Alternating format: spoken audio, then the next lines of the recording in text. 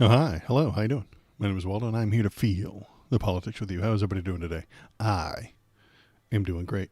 See, because that's why everybody asks, how are you, Waldo? Nobody does, so I have to tell you. I just start off the stream telling you how I am, and I am fine. So, hey, anything important going on today? Any specific issues? I know it's the start of a new year, so we can't Waldo the possibly. Fine. Yeah, exactly. It's a new year, so we can't possibly just be doing exactly the same thing we did last year, right? It's no way. There's no way. There's no way. No possible way that we would just start the year doing the same damn thing that we always do, and messing everything up. So let's look at the news. Oh no. Oh God. Oh Lord. What is it? Okay, we're invading Venezuela. We already did. It's already over. It's a whole thing, and I hope it's already over, but I don't know if it's already over. Yes, Kanuch is back from vacation. She took the holiday off, and she is returned. Do you want to know the real? Wow, it's been a long time since I was here. You have a beard. Yeah. I bring it in after Christmas. I stopped shaving at Christmas so that I could have a nice beard for Comic Con. I go to the Emerald City Comic Con in Seattle in March as Harry Dubois. If you don't know who that is, Google it. Harry Dubois. He's a great guy. Very nice guy. And then in March, I put on the jacket and the tie, and I go to the Comic Con, and I give people finger guns. Be like, "Bah." And it gets a lot of appreciation. A lot of people cheer and laugh. And I'm in 100 photos of other people's phones at Comic Con. And then I did one stream with the Harry Dubois get up on back in like March. So you'd have to go all the way back to like March of last year. Or this previous March, I guess. It hasn't been a year since March yet. So about 8-9 months ago to see it. But yeah, that's the thing. So what the hell was I talking about? I was about to say a thing, but then I forgot. Mm, uh, Yeah, it was the Canuch, the lovely lady Canuch on the on the speaker bot. Do you know what stopped it? I had to go onto the Google API and click I accept. Please don't use the words, good guy, a really nice guy. The last time I heard that was when Trump was talking about Epstein. That's the joke, Zoivac. Uh, calling Harry Dubois a good guy, really nice guy, is the joke. He's not a good guy. He's not a really nice guy. He's actually very bad. He's addicted to a lot of chemicals. He's got a lot of problems. So that's the joke. Calling him a really nice guy is the irony there. I had to go onto the Google API and click accept on their like new terms of services or something, or else the API wouldn't work, which means that the robot doesn't work, which means that you don't get to hear the lovely robot voice. Very irritating, very aggravating. But that's what stopped the voice robot that I worked really hard to do. Really hard. I worked really hard. I worked for hours to get that damn thing up, and then it just quit for no reason. I couldn't figure out why. And so I went to the API, and then I like reloaded the whole thing. Where is everyone? Is there free beer with the Midas Touch or something? Yeah, I'm sure they are running a live stream right now too. And they are, that's where I get some of my information, some of my news and stuff like that. But it's a busy day. It's a busy day. Everybody's hopping onto the internet to see what's going on. So let's look at the internet and see what's going on. Donald Trump has attacked Venezuela, and we have kidnapped their president. Don't know if you heard that yet, but the helicopters went in, they blew up a bunch of shit, and then they broke into the president's residence, I suppose, or wherever he was at the time. Wherever you are is where you were residing, I suppose. And they took him.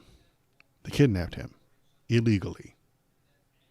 The news media is going to use the word captured, but captured is a military term for people we're at war with.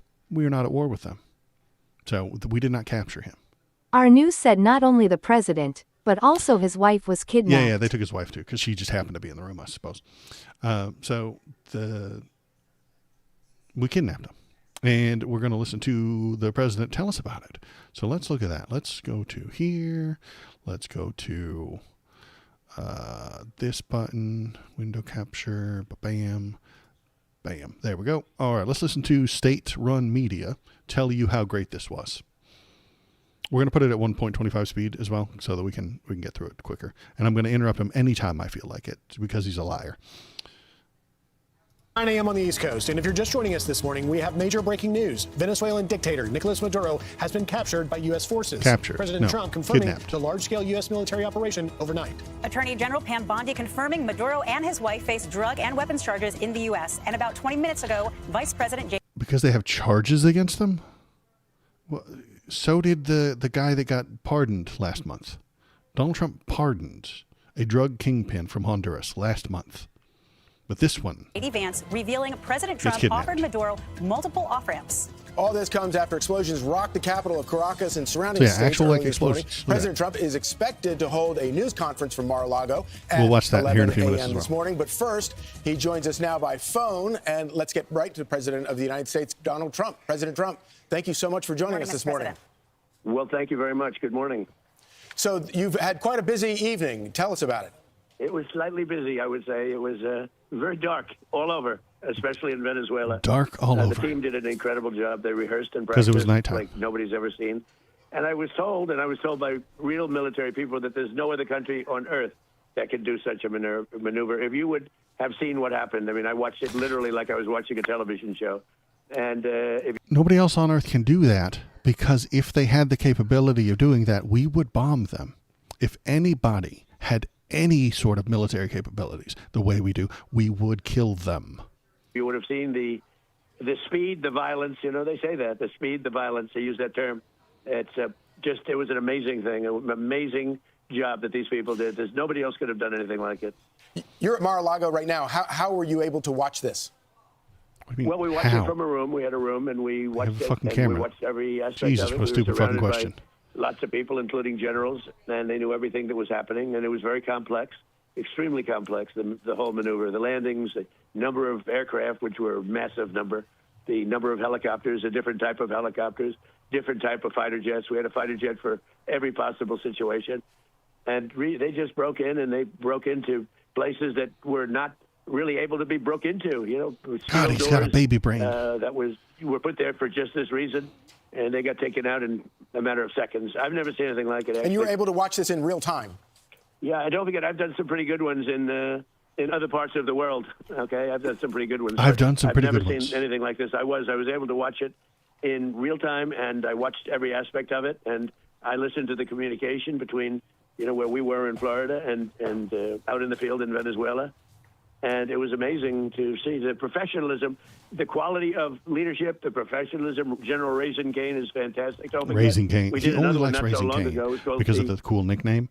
It's just like Mad Dog Mattis. He loved Mad Dog Mattis until he found out that Mad Dog Mattis follows the rules and the laws and the ethics, and he has ethics, and he's not going to do everything Donald Trump says. So he hates him after that. He just likes Raisin Cane because he's got a cool nickname. Cool nicknames are all that President Baby Brain cares about. Thank you for following Latino Brain. Latino Brain, I appreciate that. You turned a freaking frog gay. Proud of you. Glad you did it. Good job. Iranian nuclear threat, the nuclear power. That was Why is he going on about Iran? There, and this is something that was I don't know, a year ago. Amazing. And it was illegal then too. A few injuries, but no death on our side is really amazing. Mr. President, critics will say that strong action can risk escalation, but history has shown us that weakness can truly invite chaos. And weakness invites chaos. This is strength you're looking at right here. According to Fox News, this is strength. Killing defenseless people, that's strength. We want to avoid chaos. Christ almighty. Clearly sends a message to our adversaries around the world, China, Iran, Russia. Yeah, it does send a message. We will kill you if we fucking feel like it. It doesn't matter what the rules are. It doesn't matter what the law says. We will do whatever the fuck we want. A surprise attack. A surprise attack. So manly. Exactly. Absolutely. That's the message we're sending. We can do whatever we want no matter what. Fuck you. Fuck your face. We will bomb you and we will fucking kidnap your goddamn president if we damn well feel like it. that we are no longer the weak administration that we had for 4 years under former President Biden, who tolerated narco-terrorism. What is next for the She's United on the States? news. She's supposed to be a biased news reporter. Weak Biden president, weakness for 4 years under President Biden. She's blatantly paid to kiss his ass. How do you trust these people? And Venezuela.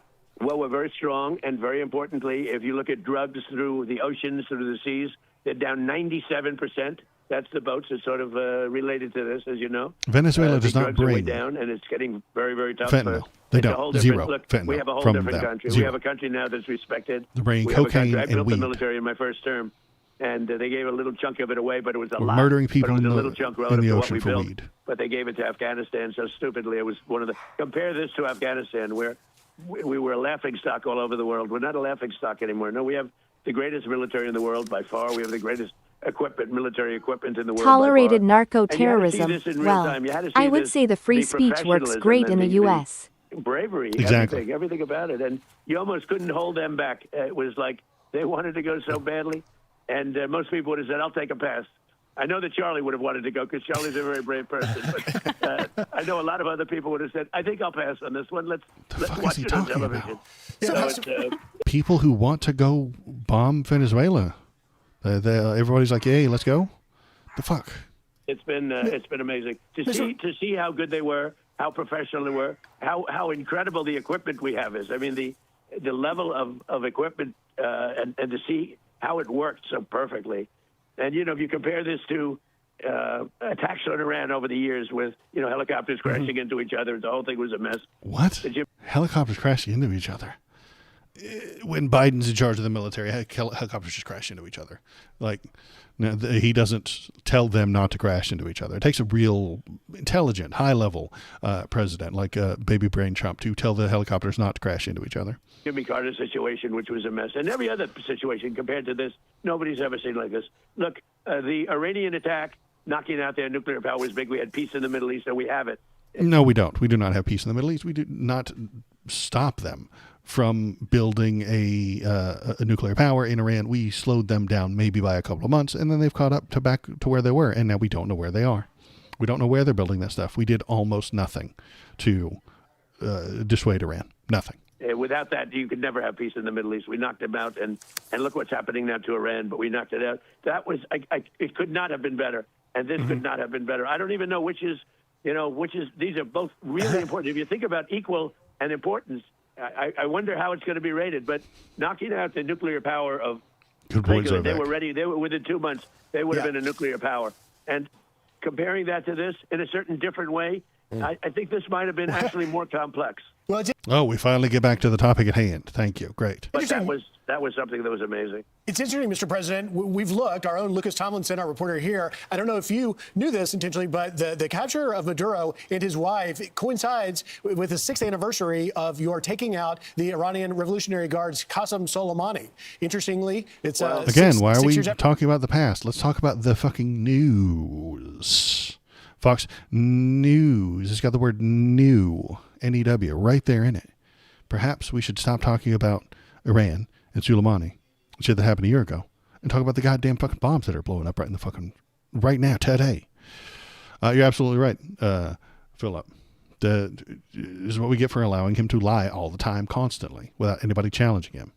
But let me ask you a question, Mr. President. Because by the way, that was the third thing, and we have a fourth. We got Soleimani. We have taken out so many. Look at what we did to the leader of ISIS, who's no longer with us, right? That everybody was after for 20 years, and we got him. We've done a lot, but this was something maybe because it's fresh in our minds. Because again, the Iranian situation was so big, knocking that out, and the B-2 bomber, every single missile hit its target, and the target was an air shaft. Right. Dark at night. Think of that. Dark at night, no moon. You couldn't see a thing. And every missile went right through that air shaft. And just because we have a good military. That's great. The point is to not need them and use them unnecessarily. This is unnecessary warfare. When the Dems accidentally kill a civilian, we replace that Dem. We get rid of them. We tell them that they're a warmonger. We get rid of them. But this guy loves killing unnecessary people. So obliterated the place. So that was amazing, and this was amazing. I wonder, Mr. President, though, I want to ask you because from your Vice President, J.D. Vance, said that the message is pretty clear. The drug trafficking must stop. So was this operation a message that you're sending to Mexico, to Claudia Sheinbaum, the president there? Well, it wasn't meant to be, and we're very Claudia friendly with her. Sheinbaum. She's a good woman, but the cartels are running Mexico. She's not running Mexico. The cartels are running Mexico. The cartels are running Mexico. The Killer Mike. This is why I think that Mexico is next. I said that earlier this morning. I think Mexico is next. He's going to tell us that the cartels are running Mexico, and then he's going to kidnap the president of Mexico. And we could be politically correct and be nice and say, "Oh, yes, she is." No, she's very, she's very frightened of the cartels. They're running Mexico, and I've asked her numerous times, "Would you like us to take out the cartels?" No, Mr. President. No, please. So we have to do something because we lost the real. He offered to the president of Mexico to take out the cartels, which means it would look exactly like this. He would send helicopters, he would send fighter jets, he would just bomb the shit out of everyone near him, anyone near a drug processing place. He would just bomb the shit out of everything, everywhere, anywhere he wants. And he's like, I don't understand. He doesn't get it. He doesn't comprehend why the president of Mexico doesn't want American gunships flying down there and shooting the shit out of everybody. He doesn't get it. He doesn't understand. He's like, why don't you want my very large guns to come into your country and murder a bunch of people? What's wrong with you? Are you okay? Are you politically correct? You don't want my guns murdering your citizens? Even if they're criminals. I called them criminals. Don't just call them criminals. You're allowed to kill people if you call them criminals. It's fine. It's okay to kill people if you called them criminals first. You just do it. That's how the world works now. He's really dead ass just repeating the worst parts of modern history in hopes for no one else. Yeah, he does not know what he's doing. He just hurts the people he doesn't like. And right now, he doesn't like Venezuela. And he doesn't like those cartels. So he's going to just attack them and kill them. The number is 300,000 people, in my opinion. They like to say 100,000. So he's 100,000 is a lot of people. But he's saying that 100,000 people die in America from overdoses. And that's what Google says as well. How many people die from drugs in America every year? And the number's 100,000 annually. He's saying it's 300,000 because fuck you. Fuck your numbers. Doesn't matter that intelligent people went and did the math and did up all the counting and did some sort of scientific method to determine how many people die from overdose. No, he just needs the number to be bigger. No, not 100,000. It's more like 300,000. He says more like 300,000. Where did that number come from? Well, he pulled it out of his ass. Doesn't matter. Numbers are of no value to Donald Trump. He will make them up. And if they don't sound grand and big enough, he'll just make a new one. He'll just invent a new one and tell you that's the real number. The real number, disagreeing with Google, according to Donald Trump, is 300,000 people dying of drug overdoses. I mean, all the scientists and all the math and all the people in the world have determined that it's 100,000. But Donnie says it's 300,000. So it's just 300,000. You just got to get used to it. That's the world you live in now, where he gets to make up all the numbers. Serious question. After the crap in Venezuela is possible, how will the U.S. Attack Greenland? Maybe. We're not sure who's next. I mean, our country will be more precise. I would personally would be involved in the topic. And whether or not it's Greenland or the Panama Canal or Mexico or Cuba is still up in the air. We're not sure yet. The real number is 300,000 people. And we lost it to drugs. And they come in through the southern border, mostly the southern border. Plenty come in through Canada, too, by the way. Cuba. In case you don't know. But they come in through the southern border. And something's going to have to be done with Mexico. He's mentioning Mexico. That's all I'm saying. I'm not saying Cuba's impossible. I'm just saying that they are more likely to kiss his ass, and then he'll say that they're okay. Like, I have a feeling, and I haven't watched the other thing that they did this morning, the thing they did after this, but we will get to it soon. Are you talking about calling you people or the shot?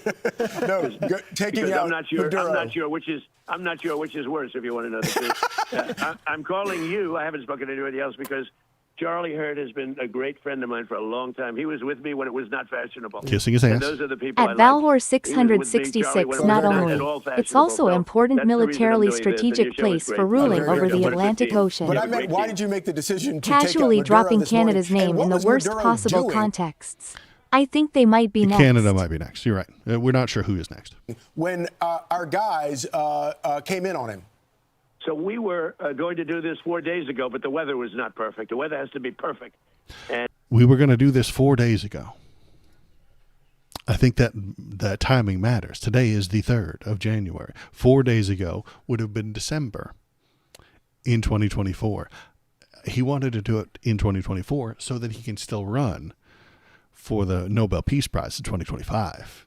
See, that the rain, the weather has now pushed him back by 4 days, and now he's invading on 2025. So his 2025 Peace Prize is going to go up in smoke. It's very sad, but I think that's why he wanted to do it then. And we had just the perfect weather. We had, very good. A little bit few more clouds than we thought, but it was good. We waited 4 days. We were going to do this 4 days ago, 3 days ago, 2 days ago. And then all of a sudden it opened up and we said go. And I'll tell you, it was just amazing. And what was he doing? He was in a very highly guarded, like a fortress, actually. He was in. You mean like the White House? You mean like the place the president lives? Presidents live in highly guarded places, you fucking dipshit. Fortress. That we had nobody killed was amazing. I think we had nobody killed, I have to say, because a couple of guys were hit, but they came back and they're supposed to be in pretty good shape. But that we had nobody killed, that we lost no aircraft. Everything came back. We got it all back. One of them was hit pretty hard, but a helicopter, but we got it back. But it just was the right time to do it. We had to do it because it's a war. We're losing 300,000. It's not a war. We're not losing 300,000 Americans. We're losing 100,000 Americans, and they want those drugs. Why do Americans die from overdose? Because they intentionally, willingly wanted those drugs. They seeked them out.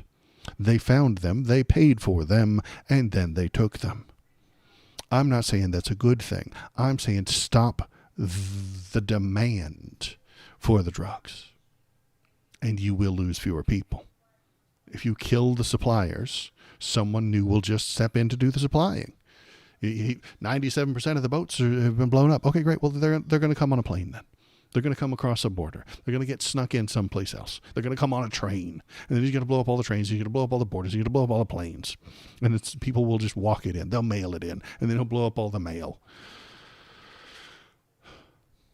And then they'll go back to boats because you're paying attention to the walkers and the trains and the mail. The U.S. is the biggest army in the world against the heavy military machinery. Yeah, it's not a good time to be not American. It's not a good time to be a human right now. The people want those drugs. They love them. They like them. All human societies have loved drugs to some degree. Humans love drugs. They always have. They love them. And they will do whatever they can to get them. Do they die from overdoses? Yes. That is something that we need to deal with, but you cannot deal with that by killing Venezuelans and kidnapping the president. This will do nothing to lower those numbers. If those numbers lower, it will just be a coincidence. And I'll find out what those numbers are, and we'll look at it. But the government doesn't count numbers anymore. And when the government puts out 100,000 next year, the same number we've had for all these other years, Donald Trump will claim victory because it was actually 300,000, a number he made up. He made up a number that's too big. And then next year when they do the counting, he will say, remember last year when I said it was 300,000? Now it's 100,000. You're welcome. He's lying about the numbers. He's lying about the methodology. He's lying constantly, nonstop, never ending lies constantly. 1,000 people a year. We don't lose that much in a war. Okay, if you look, and we had to do it. But he was in a house that was more like a fortress than a house. It had like the White House. Jesus Christ. Steel doors. It had what they call a safety space where it's... Presidents live in houses that are like fortresses. Why? How is he talking about this as if it's some sort of surprise? Solid steel all around. He didn't get that space closed. He was trying to get into it, but he got bum rushed so fast that he didn't get into that. We were prepared. We had, massive blowtorches and everything else that you need to get through that steel, but we didn't need it. He didn't make it to that area of the house. Mr. President, your war on narco-terrorism from our southern border and beyond clearly will save American lives. Moving forward for Venezuela, No. what do you think is next for Doesn't the Venezuelan White people House now have that a you safety bunker on it? Yes, but that's for American presidents, Shinzinto.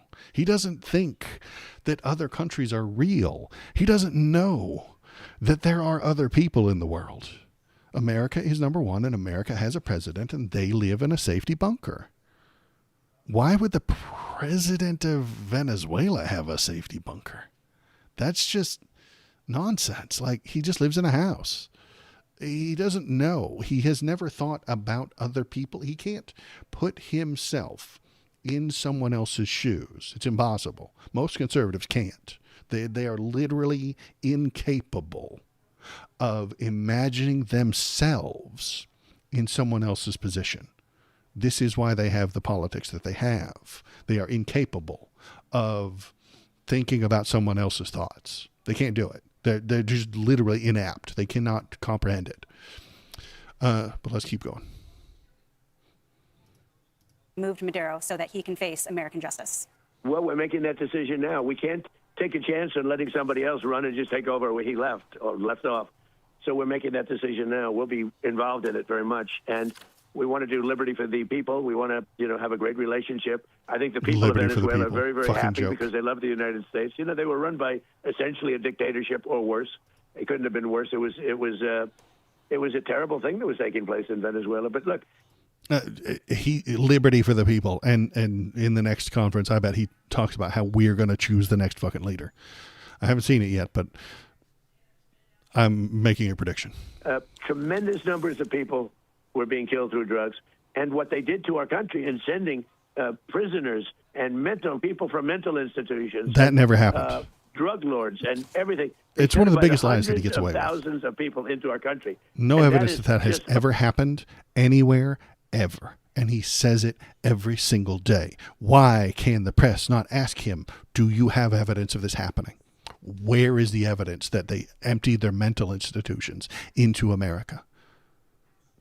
Who said they did that? Where are the documents? Where is the newspaper in Venezuela? Where are the Venezuelan doctors? Where are the Ecuadorian and the Guatemalan doctors saying that proving that their facilities are emptied into America? There is none. There is no evidence of this ever happening, ever.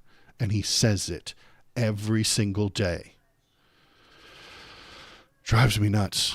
Unforgivable. That's why, he wanted to negotiate at the end, and I didn't want to negotiate. I said, nope, we got to do it. He was trying to negotiate at the end. You probably saw that. Negotiate. And trying hard to make a deal. I mean, making and a I deal. said, this could have been a very foolish thing if it didn't work out. But I said, nope, we can't do it. What he did with drugs was bad. What he did with a lot of other things was bad. But what he did was sending hundreds of thousands of Tren de Aragua and drug Never dealers. happened. And they emptied out their jails. Never happened. They emptied out, if you think about it, they emptied out all of their mental institutions. Never into our country. happened. What he did there, and every other thing, is unforgivable. Mr. President, you're already getting reaction from members of Congress on both sides. One Democrat, Jim McGovern, is saying that you did not get authorization from Congress. And he says Trump just launched an unjustified illegal strike on Venezuela. Wanted to get your reaction to that. Well, look, these are weak, stupid people, and they're trying to save themselves from almost destroying our country. If I didn't get elected, our country would not. I don't even think we'd have a country right now. No country. There'd just be a big, dead, empty spot. Just the maps would have to be redrawn. The globe would have to be recreated and reprinted because it'd just be empty water there, where America used to be. Down the path of destruction. We had inflation. We had high No prices. country. They're the ones that caused high prices. Wouldn't not us. exist. We're bringing the prices way down. We have oil now in many places $1.99 a gallon. And when you do oil, everything follows, but everything is following. But no, they would have destroyed our country if we didn't get elected. If Kamala or a Joe type got elected, if that group got elected. But if Kamala got elected, He actually remembered Kamala. Most of the time, he doesn't remember her. He complains about Joe Biden, and he said if Joe Biden got elected again, because he wanted to run against his boyfriend, old man Yowie, boyfriend Joe Biden. They loved each other. It was a whole thing. He usually forgets Kamala exists at all. I don't think at this point we would even have a country. We were laughed at all over the world. The money was flowing out. Everybody was leaving. The companies were leaving. The None people of that were is leaving. true. the wealth was leaving. None of that is We true. have $18 trillion coming back into our country. $18 trillion, another made-up number that he just made up out of nowhere. He just pulled it right out of his ass. It doesn't mean anything. It's nothing. He's making up numbers. Biggest number in the history of the world. The second biggest number was $3 trillion. We're at $18 trillion, and it's building factories and plants.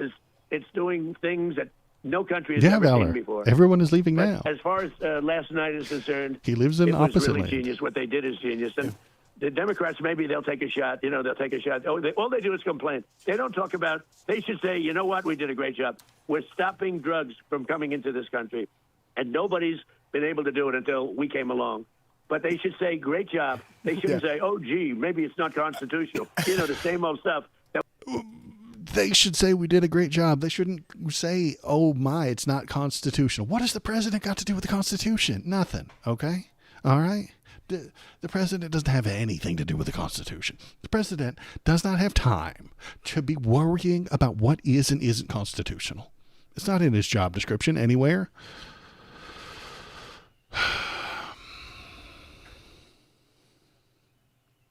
He does not know what the law is. He does not know what the Constitution is. He doesn't know what it says. He doesn't know what Congress does. He doesn't know what the Senate does. He does not care. And his supporters also do not care. They want him to do badass things. They want him to do cool shit. They want him to bomb the shit out of some people. They want him to use the guns that they have been paying for to kill the bad guys.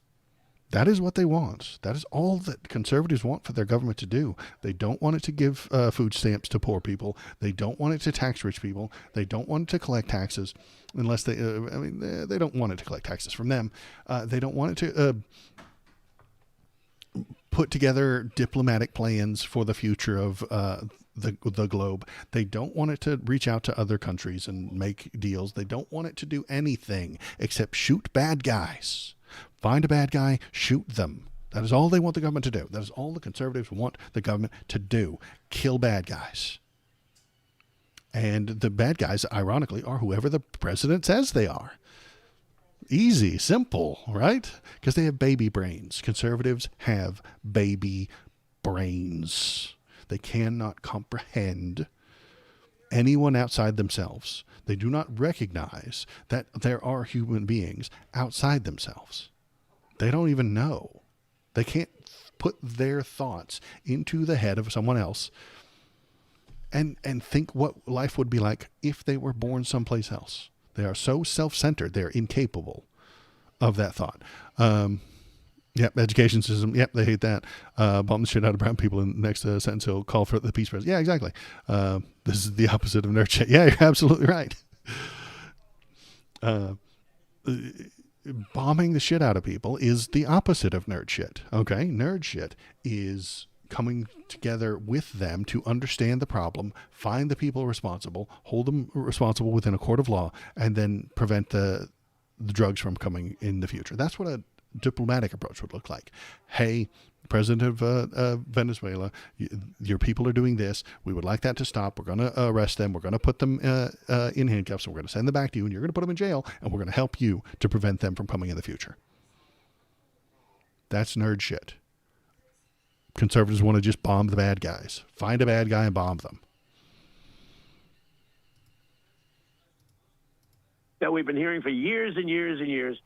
They did an incredible job. These men and women that went out there last night, the courage they had, going into an area where, all the lights were turned off. We turned off almost all of the lights in Caracas. Standard warfare, boss. This thing was so organized. And they go into a dark space with machine guns facing them all over the place. And then you hear from a guy that I'd never even heard of him. But you hear from some congressman saying, oh, this is so terrible. We're saving lives. And by the way, it's illegal. You're supposed to go through the Congress for these things, but you don't know that because you are the emperor. You think that you are, and you think that America has been run by an emperor that we just elect every 4 years. It's not how it works. He doesn't know how the government works. He doesn't know how Congress works. He does not know that the president should get authorization from the Senate and the House before he goes to war. He does not know that. He does not care. He is the emperor. He is the decider. He decides what we do 100% of the time. By the way, the boats, every boat, because that's sort of related to this, every boat that we hit saves 25,000 lives. Yeah, I don't think you're going to get any hosannas or thanks from certain Democrats in Congress, that's for sure. But one of the things... These are news people. You're supposed to tell people the facts in the news, but you're not. You're kissing Donald Trump's ass and insulting one side of the political spectrum because you're a hack, because you are a political mouthpiece paid to push one side. You've already obviously cracked down on these drug boats. You've also cracked down on these illegal oil shipments coming out of Venezuela. Oil, here we go. The countries that negotiate with Venezuela for that illegal oil are already starting to suffer. Fox is satire, and everyone just pretends it's real. Venezuela's oil industry. Well, I see that we're going to be very strongly involved in it. That's all. I mean, we're going to be strongly involved in the oil industry in Venezuela. This is the point. This is why he did this. This is not about drugs. That's a lie. Don't believe him. He pardoned a drug runner from Guatemala last month. He wants to steal their oil. We have illegally kidnapped their president, and the pansy weak-kneed, lame-ass state media paid by the Republican Party to push Republican ideas will tell you that we captured him. We didn't capture him, we kidnapped him. The news won't tell you that. And even the centrist news, the CNNs and the MSNBCs, are going to use the word captured because they don't want to get sued. They're scared of being sued by the president and losing a percentage of their profit. They are not there to tell you things. They are not there to inform you, is what I should say. The mainstream media is not there to inform you. They are there to sell you a narrative. The right-wing media, which is most media in the country, is there to sell you a narrative that this is a good idea. Maduro was no saint. He was a bad guy. He was a authoritarian, super bad guy. And we had to kill a bunch of people to steal him, and we had to kidnap him, and we're going to make Venezuela great again. That's the idea that they're going to sell you. The centrists are going to tell you that this is fine and it's unconstitutional if you think about it, but don't think about it and it's fine. It was just a police action. And the Democrat media, the MSNBCs and the stuff like that, will tell you that it's bad and you should vote for Democrats and you should donate to Democrat causes. That's what they're there for. They're not there to inform you. They are there to make money. The right wing media is there to make money for the Republicans and make money for Donald Trump and convince you that he's a good guy. The centrist media is there to make money on soda ads and prescription medication ads. If you've ever watched CNN, it's filled with prescription medication ads. And the Democrat media, the MSNBC, is there to tell you to donate to the DNC. What does Donald Trump want? He wants a new president that is friendly with America, friendly with him. This new president will allow American oil companies to come in and set up their infrastructure and extract their oil. And every dollar those companies make, they'll give 3 pennies to that president, that new president. And if the people of Venezuela are lucky, that new president isn't a crook who keeps all the pennies. He might. And what about those Venezuelan people?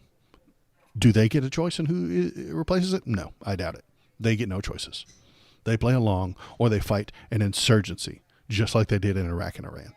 But that seems unlikely. Maduro did not have a whole lot of fans. So what they're going to do, depending on how crooked the next person is, Donald Trump's going to choose who leads that country. He is going to choose who leads Venezuela. He will put them in charge, and then the American oil companies will come in. Exxon, Chevron, ConocoPhillips, they will come in and they will start stealing the oil. And for every dollar, they're going to give 3 cents to that new president. And depending on how crooked he is, he might use 2 of those pennies and put them in his pocket, and then use 1 of those pennies to build a school, to build a road, to build up their own infrastructure, their electrical grid, their military. If he's not corrupt, he's going to only keep 1 of those pennies and use 2 of them on building his country up. But that's the best they get. Corruption is the root of all problems. Yeah, and money is corrupting. Yeah, the corruption equals rich right-wing bastard to power equals good politics. Yeah, money is the reason we're doing all of this. Oil, money is the reason we're doing this. Now, what can I say? We have the greatest oil companies in the world. We have the greatest oil companies in the world. And we're going to be very much involved in it. We're going to be very much involved in their oil companies. The oil that comes out of their ground will go to us and our companies. Fuck the people who live there. Fuck the people who are born there. You get nothing. It's our oil because we bombed you and took it. We can't do something like this, and we're prepared. You know, we were prepared to do a second wave. We were all set, and this was so lethal. This was so powerful that we didn't have to, but we're prepared. We're out there with an armada like nobody's ever seen before, and we're prepared, and frankly, probably thought we were going to have to do it, but we were prepared for a second wave going in. Mr. President, sorry, Nicole, can I just follow up on one thing? And that was when part of Vice President Vance's tweet about an hour ago said that you offered several off-ramps to Maduro that he didn't take. What did those off-ramps look like? Well, basically, I said you have to give up. You have to surrender. And he was close. But in the end, I really didn't. We had to do something that was... He doesn't know. He does not understand diplomacy. He does not understand off-ramps and third position. Hey, here's our position. Here's your position. Let's negotiate towards a central position where we both get something we want. He doesn't know what that means. He doesn't understand. When he says the word deal, what he means is extortion. This is what I want. Here's what I will do if you do not give it to me. I want your oil. If you do not give it to me, I will bomb your city and kidnap you. That's the deal that he laid out. And when that guy said no, we did it. Really much more surgical, much more powerful. This was much more powerful than anything we could have done. This is amazing. And we learned a lot going into. We learned a lot of things. But jibber jabber, none of this makes any sense. And I had discussions. I actually spoke to him myself. But I said, you have to give up. You have to surrender. When did you speak to him? He was not willing. A week ago. Yeah, you have to surrender. You give us all your oil for free, or I will kidnap you. That is the deal he made them, and he will call this a deal. It's extortion. A couple of times, but a week ago. Mr. President, you know, this is clearly a signature moment for your administration, this military strike, the capture of Maduro. We've had a lot of... Again, kissing his ass. You're supposed to be a news reporter. The word news is right there on the screen. And you are kissing his ass, giving him everything he wants, making him feel good. Disgusting. Signature moments, if you really think It about it. certainly was. Let's add it to the list, one of the signature moments. But what do you say to the people waking up to this news this morning who are concerned that these actions may result in prolonged involvement of U.S. military in Venezuela?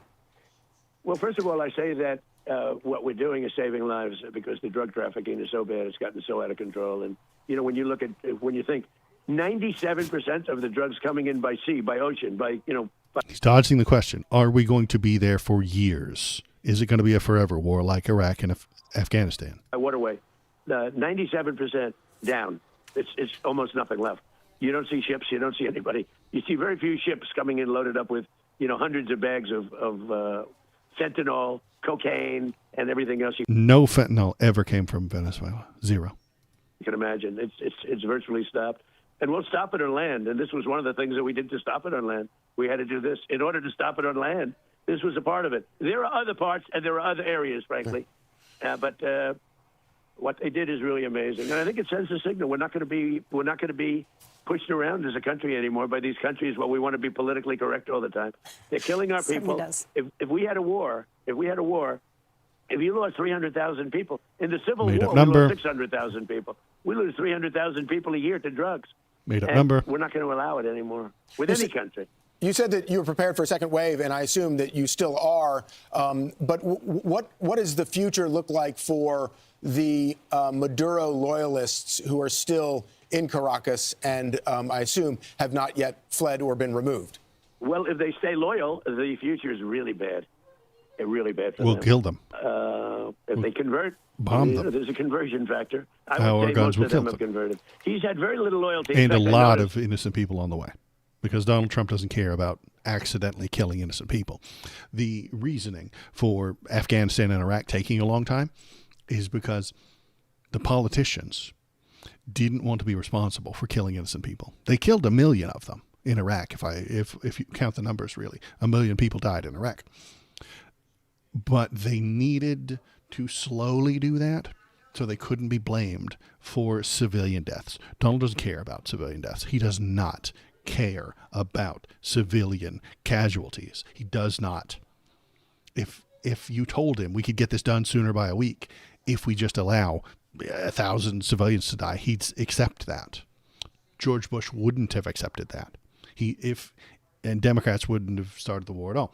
Or they would have said, yes, we have to do it, but let's draw it out much longer, much slower, door-to-door war like they did in Iraq, so that we don't accidentally kill somebody who doesn't deserve it. Donald doesn't care about that. He does not care about civilian casualties. We haven't gotten any of the numbers yet, but we will over the next week or so. And I suspect that a lot of civilians died today. And he will not care. And if there is an insurgency of Maduro stands, I don't know that there is. I have no idea. If there are, they will get bombed. And they will get exploded by drones, by the American military. And the people near them will also suffer and die. Civilian casualties will happen, and he'll just look at the camera and tell you, had to be done. Couldn't have avoided it. Had to be done. And he will lose no support for it. If George Bush had killed extra civilians unnecessarily, he would have lost support. MAGA does not care. MAGA does not think that these are human beings. According to MAGA, there are very few humans outside of America. You're not a person if you live in Venezuela. You are less than an American, according to MAGA. And if 1,000 of them have to die to protect one American, they will do that. And one American who's dying to get who's begging for fucking drugs. Ugh. They do not care about you. They do not care about human beings. They're bad people. That today, some people are marching on the street waving flags, and they're very in support. They have American flags being waved on the streets. See, they have one American flag on the street. He saw one guy with an American flag on the street. That means it's okay to murder all of them. He saw one guy with an American flag. That means they totally, completely, 100% support all of the military things that we do there. All of the people that died today are acceptable because he saw an American flag. And you remember a very long time ago, he saw Muslims dancing on 9/11. You see, because he saw Muslims celebrating on 9/11, it's okay to go and murder them all. It's okay to kill all of the people in Afghanistan that you can. It's okay. We saw some Muslims dancing on 9/11, so it's okay to go and murder them all. You know, we saw one Somali. Well, we saw a few Somalis. But all he needs is one Somali defrauding the government in Minnesota. That means you get to kick them all out of the country and you get to hurt them. You see, he saw one murder by somebody from Honduras who walked across the southern border. That means you get to throw all the brown people out of the country, no matter what the rules are. He saw one crime, so he sent in the army. Baby brains.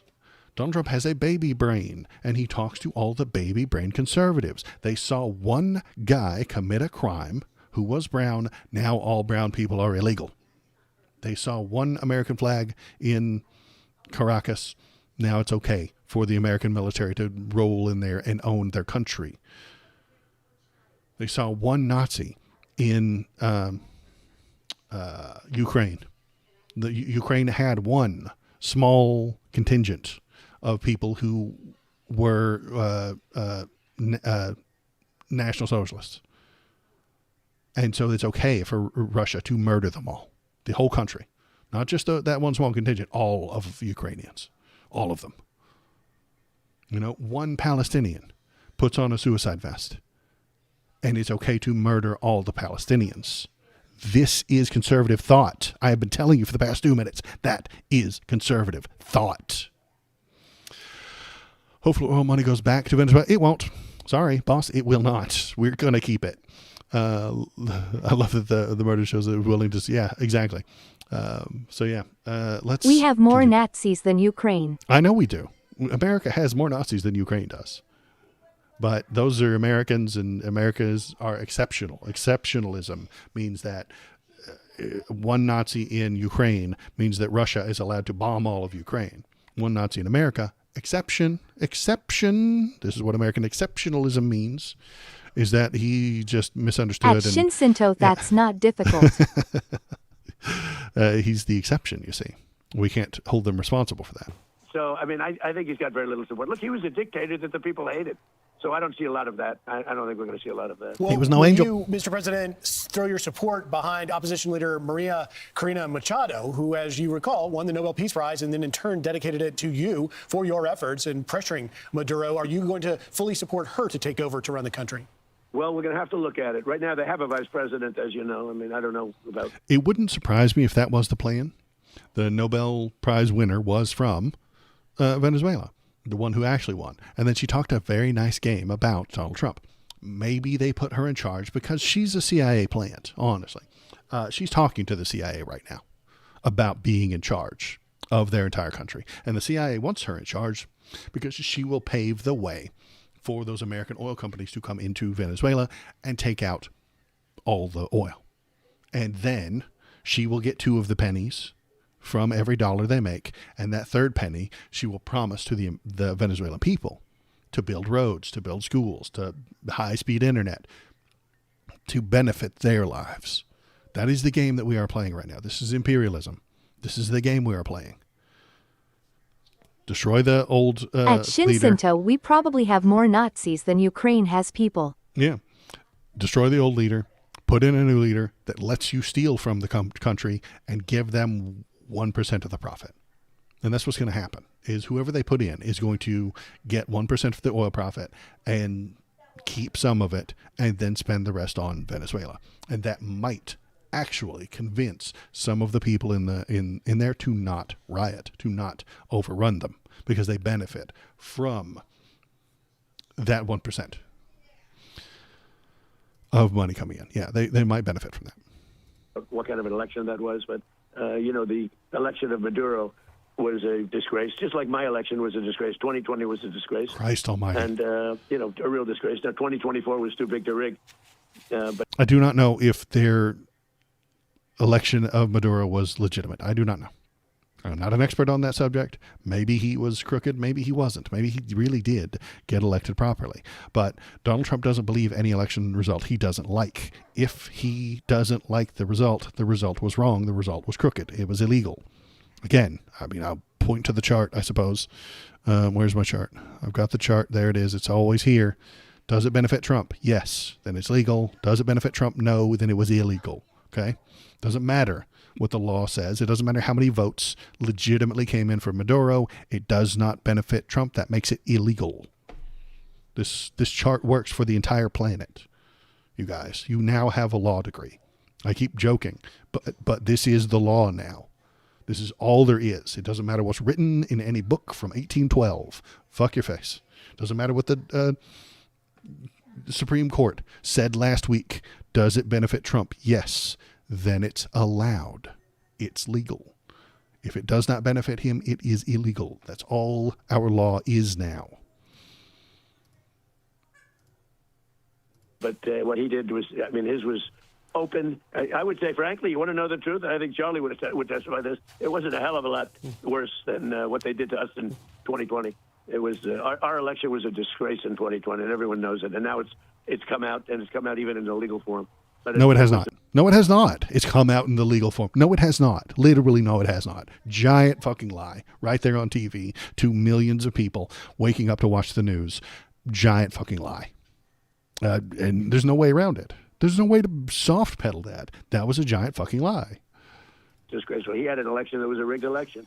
And the people have no love for him, that's for sure. He had very little loyalty, if any loyalty. He was a dictator who was a tough cookie, and he ran it tough, and the people can't believe they got so lucky.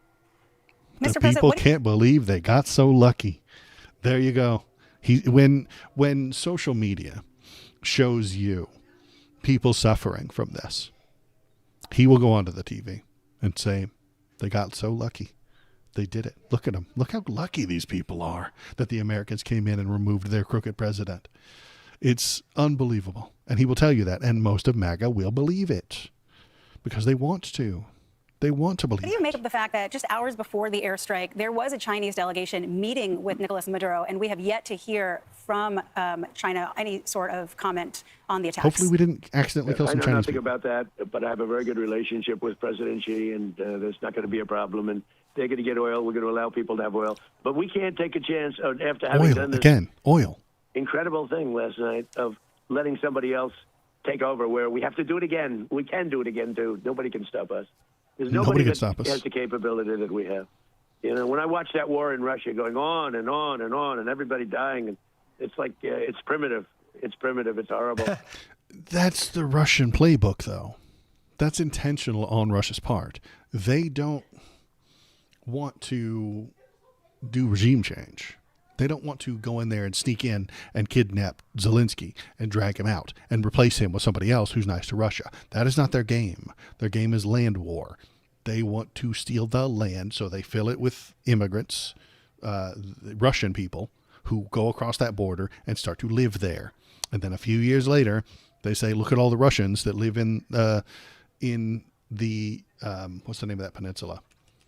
Not Kharkiv, not Donbass, but the peninsula. They fill it with Russians. And then they say the Russians live there. That's Russian territory. And then they shell the shit out of it, killing everybody there. And then they take it. They want it to go on. Russia's strategy is to make it go on for a very long time. That's what they want. Donnie doesn't know that because he doesn't understand anything because he has a baby brain. Doesn't understand what Russia is doing or why. He does not understand what Venezuela was doing or why. He just wants what he wants, and he will hurt anybody that gets in his way. He wants that oil, and they were not going to give it to him. So he hurt them. That is it. That is all. There is no complicated yarn spinning to be done. The right-wing liars, the grifters, the Charlie Kirks, the not him anymore, I suppose, the Ben Shapiro's, the Candace Owenses, the Fox News media people, they will go and make a complicated tapestry over the next few days. They've already started in the past few weeks talking about Venezuela, but they will go into create this complicated web and weave of threads. He's a bad guy. He's no angel. Here's all the terrible things he did. Here's all the people he hurt. Why it's okay. Why America actually does own all of Venezuela because we helped them build some oil derricks or something in the 1970s. And then they'll tell you that they actually took it from us in 1970, and it's illegal that they did that, and we are just following the law here, and the law is, again, whatever Donald Trump wants it to be. And they will tell you this version of the law and why they are allowed to dodge Congress and dodge the House of Representatives and all that fun stuff. And you don't have to go through Congress. You don't have to go through the Senate to get these stuff because it doesn't benefit Trump, you see. And that will happen over the next few weeks. Watch as that happens, as we see all the right-wing grifters lie to you about what's real. Could you tell us, Mr. President, a little bit more? Because you're talking about the precision of this operation and the brave men and women. Was this Delta Force guys? Were this Navy SEALs? These Could you talk a people little are bit the more most, about that? yeah, they're the most highly trained soldiers in the world. There's nobody that has their talent. Because it's talent. It's not just bravery. It's bravery. You have to have the bravery, but it's talent. Nobody has talent like this, and nobody has equipment like we have. If someone else had the equipment that we had, we would bomb them. We would kill them. If we thought they had a military that could rival ours, we would kill them. I mean, everything was pinpoint. They had everything. They practiced. They actually built a house which was identical to the one they went into, with all the safes and all the steel all over the place, and at the top of stairways and room. They built a mock presidential suite. The American military, knew what the president of Venezuela's suite looked like. They did intel work. They did satellite photos. They did spy work. They did spycraft to find out what the president of Venezuela's house looked like. That takes months. Then they built a copy of it somewhere, I assume in America, on a military base somewhere. They And they didn't just build it out of wood and drywall over the fat real quick over the weekend. They built an exact replica, which takes months. And then they practiced inside that mock presidential suite. They found out exactly what to do and where to go. Because looking at a map and then thinking, hey, we'll turn left here, then we'll turn right there, and then we'll break down this door, and then we'll go 2 doors down, and then we'll go left. That's great. But what works better than that is literally doing it so that you have the muscle memory backed up, so that you have you don't get confused in case you run into something new. That takes months of work. He could have gone to Congress in that time. He could have gone to them to explain this, and they would have kept it secret. Maybe some of the Dems would have bitched about it, and he could have gotten their authorization. But he chose not to. He never intended to go to Congress about this. And he will lie. He will look into a camera today, if he hasn't already, and tell you that it was an emergency and it needed to be done right now. He did not have time for Congress. He did not have time to get this thing passed through the House and through the Senate. He did not have the time. It was too emergent. But he had time to build a house. He had time to practice inside that house, and he had time for the spycraft to find out what that house looked like. Criminal lies, constant lies, never-ending lies. It was Delta Force, sir? I don't want to say, but I will say this. I'm having a He news said he conference in couldn't just a tell little Congress while, because which they might therefore leak I'm going to it. have to get off this line pretty soon, but I'm having a news conference at 11, and we're going to be talking about it. And I will say that... And they should leak it. That's their fucking job. They represent the American people.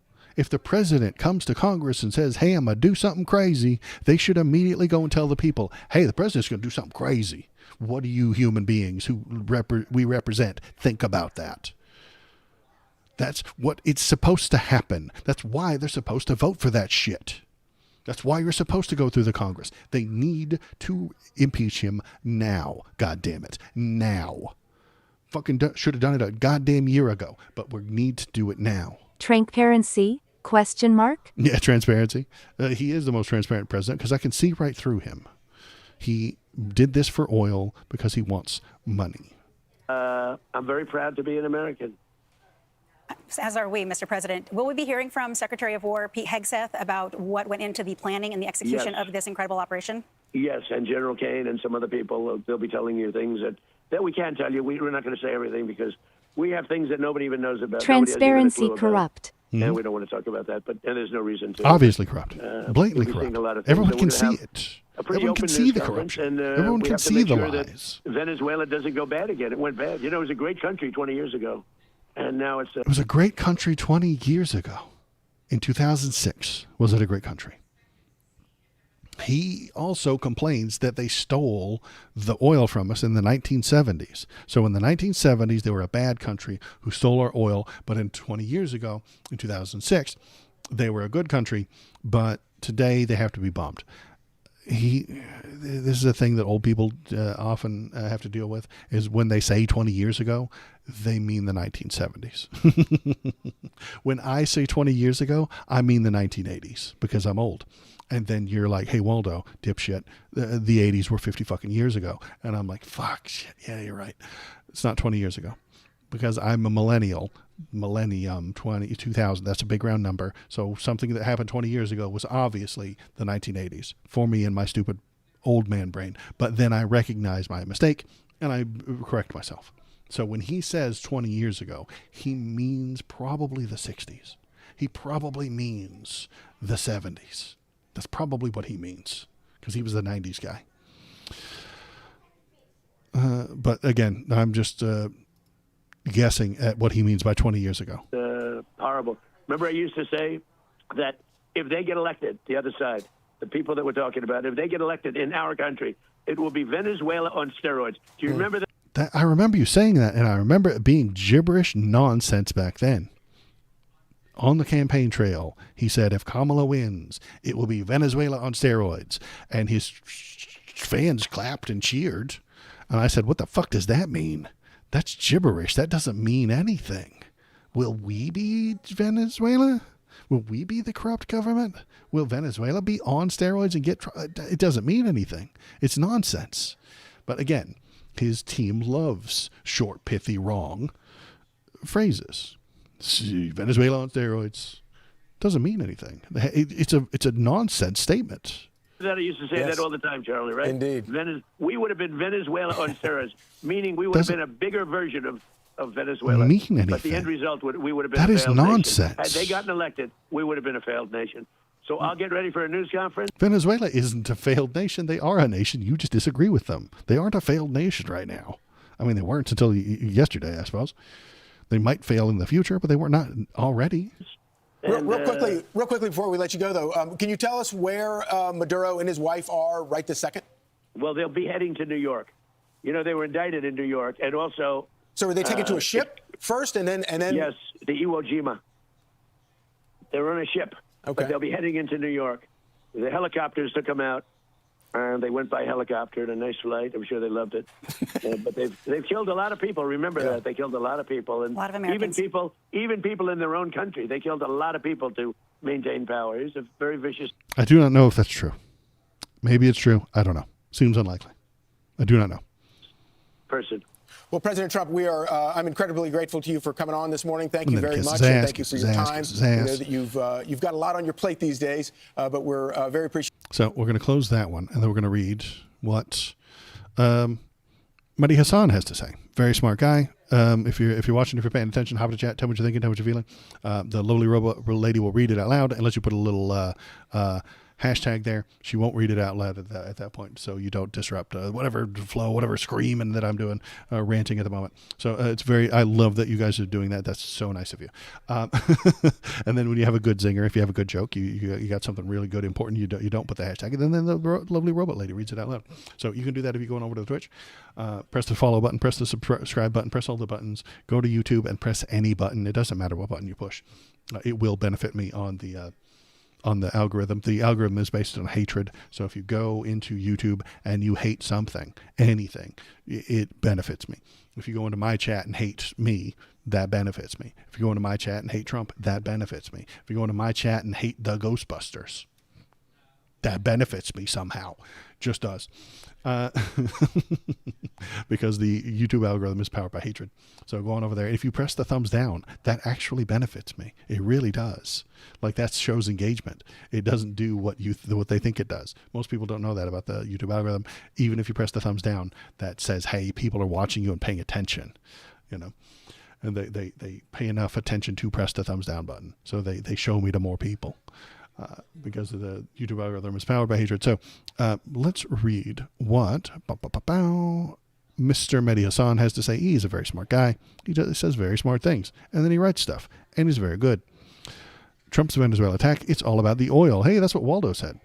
Here are the 5 times Donald Trump himself admitted that illegally attacking Venezuela to toppling Nicolas Maduro is aimed at seizing the country's massive oil reserves. Let's see. Trump didn't attack Venezuela because it produces fentanyl. It doesn't. He didn't attack Venezuela because Maduro controls the Tren de Aragua gang. He doesn't. He didn't attack Venezuela because Maduro is the head of the Cartel de los Soles. It doesn't even exist. It's about oil. Don't believe me? Think it's a little conspiratorial? Return the oil. Here's number 1. Return the oil. Wait, can I watch this? Oh, I can't watch anymore. Gah, subscriptions. Blah. Well, here's the thing. Donald Trump, the self-declared peace president, is a serial liar who also likes to say that the quiet part out loud from time to time. In 2003, George W. Bush and Dick Cheney at least pretended their illegal invasion of Iraq and toppling Saddam Hussein wasn't about Iraq's oil. It was about democracy and WMDs and Al-Qaeda. Donald Trump weirdly, shamelessly, and luckily for us, has been brutally honest on the subject of Venezuela and his motivation for regime change in Caracas. Here's his own words: return the oil. What he talked about there was the 1970s when he said that we built their infrastructure. During the 70s, American oil companies went to Venezuela, said, hey, there's a lot of oil here. Let's put together a plan where we come in here, we build this stuff, and then we sell the oil to the world, and then you get some of the profit. And the Venezuelan people at the time said, yeah, great. They built that up. And then the Venezuelan people said, wait, you're keeping most of the profit? No, this is ours. We're going to keep the profit. All of it. And then kicked those companies out. Now, this happened during Jimmy Carter, and they cannot give it up. Donald Trump remembers it happening and thinks that that is a weakness on the Democrat side, as they didn't go to war immediately. He wanted this to happen immediately back in the 70s to keep that oil for America and American profit, because that's what matters to him. News about Venezuela, just read right now, Trump said that he wants to take the lead in Venezuela and a new government can be formed. So congrats on their 51st day. Yeah, we're going to watch that next bit too. So that's the next thing we're going to do. I thought we'd read about these times he said it was about the oil, but he did 5 times talk about when it was all about the oil. So smart people are saying this is all about the oil. Let's listen to what they actually say right now. I'm going to put this on 1.525 speed too, so that we can get through it. You know.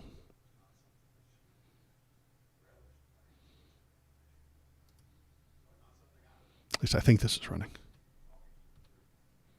Are you working? There we go.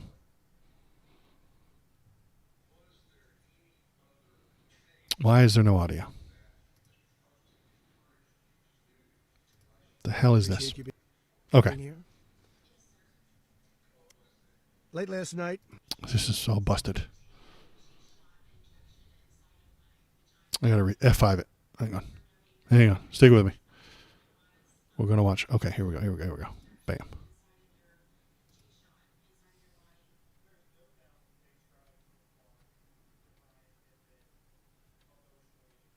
Came in. This is on their side. Appreciate you being here. Okay. Late last night and early today. I guess there is a helicopter in the direction, background and they wanted to cut the loud noise out of the video. Oh, maybe. The United States Armed Forces conducted an extraordinary military operation in the capital of Venezuela. Overwhelming American military power, air, land, and sea, was used to launch a spectacular assault. And it was an assault like people have not seen since World War II. Everything is the best. Everything is the greatest It was a because he has force a baby against brain. a heavily fortified military fortress in the heart of Caracas to bring outlaw dictator Nicolas Military fortress. It's the president. That's where the president lives. Fucking Maduro idiot. to justice. Christ This almighty. was one of the most stunning, effective, and powerful displays of American military might and competence in American history. And if you think about it, we've done some other good ones, like the attack on Soleimani, Christ almighty. the attack on al-Baghdadi, and the obliteration and decimation of the Iran nuclear sites None just of that recently really happened as well as he says. in an it does. operation known as Midnight Hammer. Bragging about the All past. perfectly Get to the news. executed and done. No nation in the world could achieve what America achieved Was this yesterday, just or what he frankly, said on in Fox News? just a short period I of haven't time. watched this yet, so I don't know Gonna what he have said. to speed it up All more. Venezuelan His military brain is melting so badly he capacities were still rendered sounds slow. powerless as I know. the men and women of our military, working with U.S. law enforcement, successfully captured Maduro in the dead of night. It was dark. The lights of Caracas were largely turned off due to a certain expertise that we have. We cut It their was power. dark. Everybody knows And it that. was That's deadly. normal war shit. He just Was doesn't captured know. along with his wife, Celia Flores, both of whom now face American justice. Maduro and Flores have been indicted in the Southern District of New York, it's Jay Clayton, for their campaign of deadly narco-terrorism against the United States and its citizens. I want to thank the men and women of our military who achieved such an Yeah, it was already extraordinary at success 125 overnight. so back. We're at 1.5 With breathtaking now. speed, power, precision, and competence. You rarely see anything like it. You've seen some raids in this country that didn't go so well. Yeah. They were an embarrassment. If you look back Put to it back to Afghanistan, normal. or if you look back to the Jimmy Carter days, they were different days. We're a respected country again, like never before. It's These highly that's why trained people don't warriors listen to him. operating in collaboration with U.S. law enforcement. Nobody Caught actually listens them to in a him. very ready position. They were waiting for us. They knew we had many They ships get out the clips. in the sea. We were just sort of waiting. They knew we were coming. So they were in a ready, what's called a ready position. But they were completely overwhelmed and very quickly incapacitated. If you would have seen what I saw last night, I you would have watched been very this impressed. live I'm not and sure he that you'll ever get literally to see sounds it, but dead. it was an Bro incredible thing went to see. full Biden. I know. Not a single American service Biden member was flubbed killed, one and not a single piece of American equipment was lost. debate, and we replaced his ass. Many people This motherfucker's involved been in like that this for fight. years. But think of that, not one piece of military equipment was lost, not one service member was, more importantly, killed. The United States military is the strongest and most fearsome military on the planet by far. With capabilities and skills our enemies can scarcely begin to imagine. We have the best equipment anywhere in the world. There's no equipment like what we have. And you see that even if you just look at the boats. You know, we've knocked out 97% of the drugs coming in by sea. 90%. Each Made up boat number. kills 25, on average, 25,000 people. We knocked out 97%. Nonsense. And those drugs mostly come from a place called Venezuela. We're going to run the country until such time as we can do a safe, proper, and judicious transition. So We are going to run the country. We are going to run the country. Do the country's citizens have a say in that? Do they get a choice? No? Fuck them. Because conservatives think every Venezuelan is a member of the drug gang. There are no innocent people in Venezuela, according to conservatives. we don't want to be involved with having somebody else get in, and we have the same situation that we had for the last long period of years. So we are going to run the country until such time as we can do a safe, proper, and judicious transition. And it has to. Did the American people vote for that? Did the American fucking Senate say that that was okay? Does the Constitution of America give the President of the United States that kind of power? No, it does not. But it doesn't fucking matter. He is the emperor, and no one will stop him. To be judicious, because that's what we're all about. We want peace, liberty, and justice for the great people of Venezuela. Fucking unbelievable. Peace just for them. So we're going to fucking tell them what their lives are going to be like. We will be in charge, and we will tell them how to live their lives. We will determine what their government is, and it will be justice for them. Congressional approval is for nerds. Yeah. And that includes many from Venezuela that are now living in the United States and want to go back to their country. It's their homeland.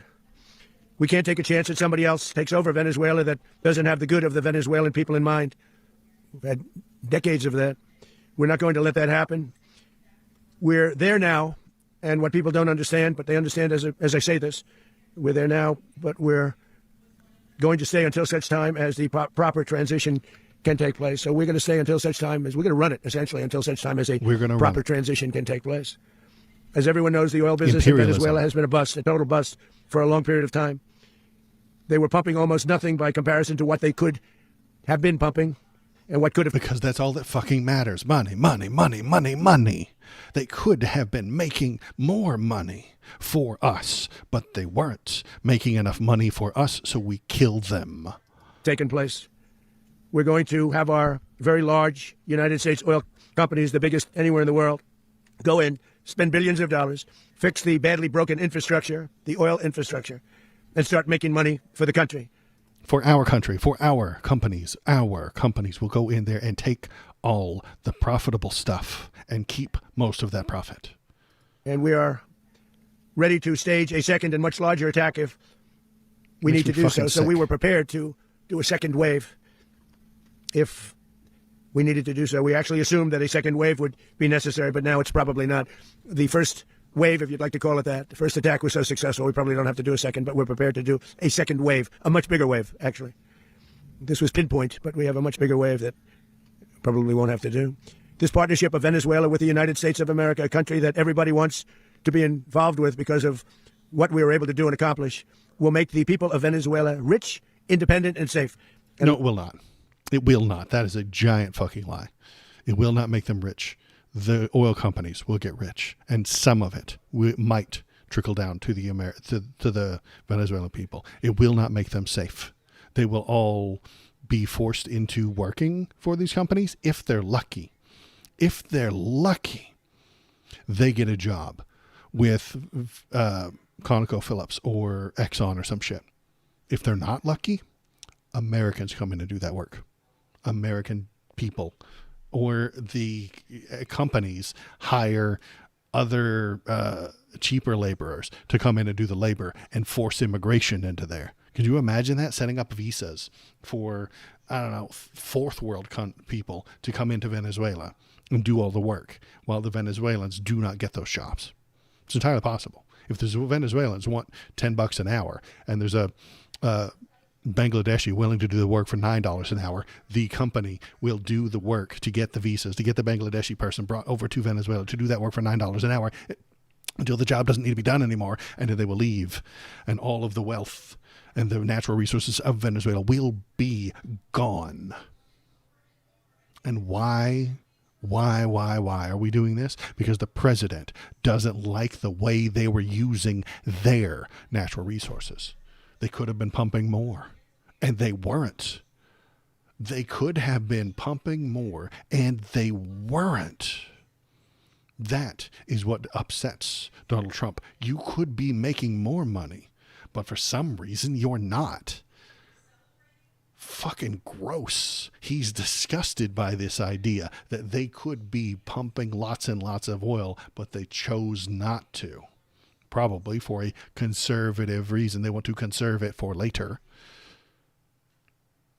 Fuck that. You need to make as much as possible right fucking now. What kind of disgusting, degenerate monster doesn't do the short-term gain for maximum what kind of disgusting monster doesn't prepare for maximum short-term gains? Short-term gains. It's ridiculous. He doesn't like the way they were doing their natural resources, so we bombed them and kidnapped their president. Fucking insane. It will also make the many, many people from Venezuela that are living in the United States extremely happy. They suffered. So much was taken from them. They're not going to suffer anymore. Well, Nad Bash, we'll talk about the future stuff here as soon as this little bit is over. Legitimate dictator Maduro was the kingpin of a vast criminal network responsible for trafficking colossal amounts of deadly and illicit drugs into the United States. As alleged in the indictment, he personally oversaw the vicious cartel known as Cartel de las Solas, which flooded our nation with lethal poison, responsible for the deaths of countless Americans, the many, many Americans. Hundreds of thousands over the years of Americans died because of him. Maduro and his wife will soon face the full might of American justice and stand trial on American soil. Right now, they're on a ship they'll be heading to, ultimately, New York, and then a decision will be made, I assume, between New York and Miami or Florida. But we have people where the overwhelming evidence of their crimes will be presented in a court of law. And I've seen it. I've seen what we have. It's both horrible and breathtaking that something like this could have been allowed to take place. For many years after his term as president of Venezuela, the might of justice. Maduro remained in power and waged a ceaseless campaign of violence, terror, and subversion against the United States of America, threatening not only our people, but the stability of the entire region. And you How? Also, in addition to trafficking gigantic amounts of illegal drugs that inflicted untold suffering and human destruction all over the country, all over in particular the United States, Maduro sent savage and murderous gangs, including the bloodthirsty prison gang Tren de Aragua, to terrorize American communities nationwide. No evidence and that he he did that. They were in Colorado. They took over apartment complexes. No, they did not. They cut the fingers off people if they called police. They were brutal, but they're not so brutal now. And I just have to congratulate our military, Pete, and everybody, and our National Guard, because the job that they've done, whether it's in Washington, D.C., where we have a totally safe city, where it was one of the most unsafe cities anywhere in the world, it was frankly. fine. And now we have no crime in was on its way Washington, down D.C. already. We haven't had a killing. We had the terrorist attack a couple of people do a crime, send in the military. That's what I'm telling you. He has a baby brain. weeks ago. A little bit of a different kind of a threat. But we haven't had a killing in a long period of time, 6-7 months. We used to have two, on average, 2 a week in Washington, our capital. We don't have that anymore. The restaurant. Last month he told us there was no murders in D.C. None. He's lying. Yeah, there were. But he said that there were none. Are opening. Everyone's happy. They're going. They're walking their daughters. They're walking their children, their wives. They walk to restaurants. Restaurants are opening all over Washington, D.C. So I want to thank the National Guard. I want to thank our military. And I want to thank law enforcement. It's been amazing.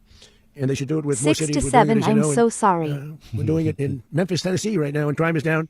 We sort of started a few weeks ago, but crime is down now 77%. And the governor of Louisiana called, great person, and he wanted us to help him, as you know, in a certain very nice part of Louisiana, and we have done that. And it was a rough section, and we have crime down. I understand it's down to almost nothing already after 2.5 weeks. New Orleans, well, if you don't count and you make up the numbers, it can be whatever you want. 2.5 weeks. Can't imagine the amazing thing about it is he can just make up all the numbers. Helped, as you know, in Chicago, then crime went down a little bit there. We did a very small help because we had no working ability with the governor. The governor was a disaster and the mayor was a disaster. But Can you please talk about the news? We bombed a country. Can you quit pissing and moaning about the people who didn't want you in their fucking city? it knocked down crime. But we're pulling out of there when they need us. We'll know. You'll know. You'll be writing about it. No, and likewise, Los Angeles, where we saved Los Angeles early on. Saved Los Angeles. It was terrible. And then finally, he went in there and they made it great again. Made Los Angeles great again. Fucking Christ almighty. This man lives on a different fucking planet. And it's the people behind him that are part of the problem. The people behind him tell him what he wants to hear. So he is half the problem. They are the other half. He is a lunatic who cannot be swayed from his first initial opinions. But the people around him make sure that he has the correct first opinion that they prefer him to have. The head of the police department made a statement that if the federal government didn't come in, we would have lost Los Angeles. That's long after the fires. Los Angeles. It would simply be gone, wiped off the map, cease to exist, if he had not sent a small amount of troops there to do literally fucking nothing. They had the riots in Los Angeles. We did a great job. Got no credit for it whatsoever, but that's okay. It doesn't matter. We don't need the credit. But we'll be pulling out when they need us. They'll call, or we'll go back if we have to. We'll go back. But we did a great job in Not various only cities. he. I for myself guessed since Corona that I live on another planet than 20 years being before. A crime-ridden mess to being one of the safest cities in the country. But the gangs that they sent raped, tortured, and murdered American women and children. They were in all of the cities I mentioned, Tren de Aragua. And they were sent by Maduro to terrorize our people. And now Maduro will... No, they weren't. No evidence of that. Never again be able to threaten an American citizen or anybody from Venezuela. There will no longer be threats. For years, I've highlighted the stories of those innocent Americans whose lives... I'm not saying that Tren de Aragua doesn't exist, but connecting them to their president is fucking insane. Imagine, international law cannot function this way. One person in Russia did a bad thing, so we have to now kidnap their president. One Somali did a fraud in Minnesota, so we now need to kidnap their president. International law cannot function if this is how it's supposed to function. If he's in charge, it's insane, and it won't. Societal collapse, entire planet societal collapse. We're so heartlessly robbed by this Venezuelan terrorist organization. Really, one of the worst. One of the worst. They say the worst. Americans like 12-year-old Jocelyn Nungary from Houston. Beautiful Jocelyn. See, this is the crime. Nungary, what happened to her? One person did a crime, so we have to kill their entire country. As you know, they kidnapped, assaulted, and murdered by Tren de Aragua animals. They murdered Jocelyn. And so we get to murder all of them? Under the bridge. There was a bridge. Conservative thought is never be the same to so many people after shit. seeing what happened. As I've said many times, the Maduro regime emptied out their prisons, sent their worst and most violent monsters into the United States. No evidence that this has ever happened. To steal American lives. And they came from mental institutions and insane asylums. No evidence that ever happened. Prisons and jails. Never I say happened. both, they sound similar. Actually, prisons, a little bit more hostile, a little bit tougher. A mental institution isn't as tough as an insane asylum, but we got them both. They sent from their mental institutions. They sent from their jails, prisons. They were drug dealers. They were drug kingpins. They sent everybody bad into the United States. But no longer. And we have now a border where nobody gets through. In addition, Venezuela unilaterally seized and stole American oil, American assets, and American platforms, costing us billions and billions of dollars. He's talking about the 70s when the companies came in and tried to build these things up so that those companies could make a profit. And then they said, no, get out of here, companies. This is ours. Is that wrong? Is that rude? Yes. You invite an American company to come in, they build the stuff for you, and then you kick them out. If you paid them back, I'd be fine with it. Or if they reneged on a deal or something like that, then you should do some sort of stuff. But the company, they realized, why did they do that? Because they realized the American company was going to take most of the profit. They sold them promises, said, oh, you're going to be rich. You guys are going to get so much money out of this. And then they looked at the deal, they looked at the numbers, and they said the company's going to get most of it. Venezuela. That's right. Did I say that? Sounds like something I would do. This was a while ago, but we never had a president that did anything about it. They took all of our property. It was our property. We built it. And on their land, with the idea that we would share the profits, and the companies probably went back on that deal and wanted to keep all of it. Oh, he said Venezuela. Okay. We never had a president that decided to do anything about it. Instead, they fought wars that were 10,000 miles away. We built Venezuela oil industry with American talent, drive, and skill, and the socialist regime stole it from us during those previous administrations, and they stole it through force. This constituted one of the largest thefts of American property in the history of our country. Considered the largest theft of property in the history of our country. Massive Everything oil is the infrastructure largest. was taken like we were babies, and we didn't do anything about it. I would have done something about it. You would have America bombed will them. never We allow know. foreign powers to rob our people or drive us back into and out of our own hemisphere. That's what they did. Furthermore, under the now deposed dictator Maduro, Venezuela was increasingly hosting foreign adversaries in our region and acquiring menacing offensive weapons that could threaten U.S. interests and lives. And they used those weapons last night. Potentially in league with the cartels. Because we invaded them. Don, you invaded them illegally. You did an invasion. Yes, they used their weapons on you. Did you think that they wouldn't? Are you fucking stupid? Operating along our border. All of these actions were in gross violation of the core principles of American foreign policy, dating back more than 2 centuries. And the core principles of American democracy, foreign diplomacy, is whatever the fuck he wants it to be. not anymore.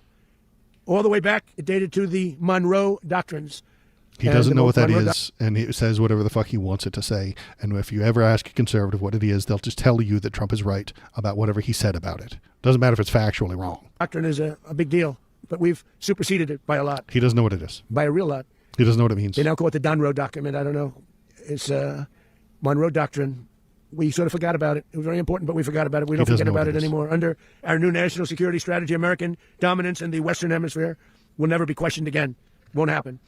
So just in concluding, for decades, other administrations have neglected or even contributed to these growing security threats in the Western Hemisphere.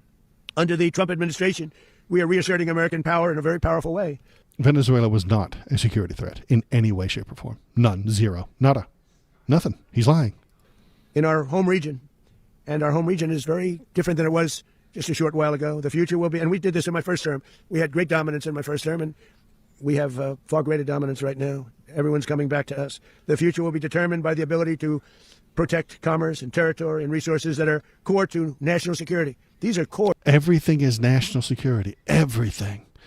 Venezuela didn't sell their oil in the way that he would prefer. That's a national security threat. Venezuela sends some drug boats.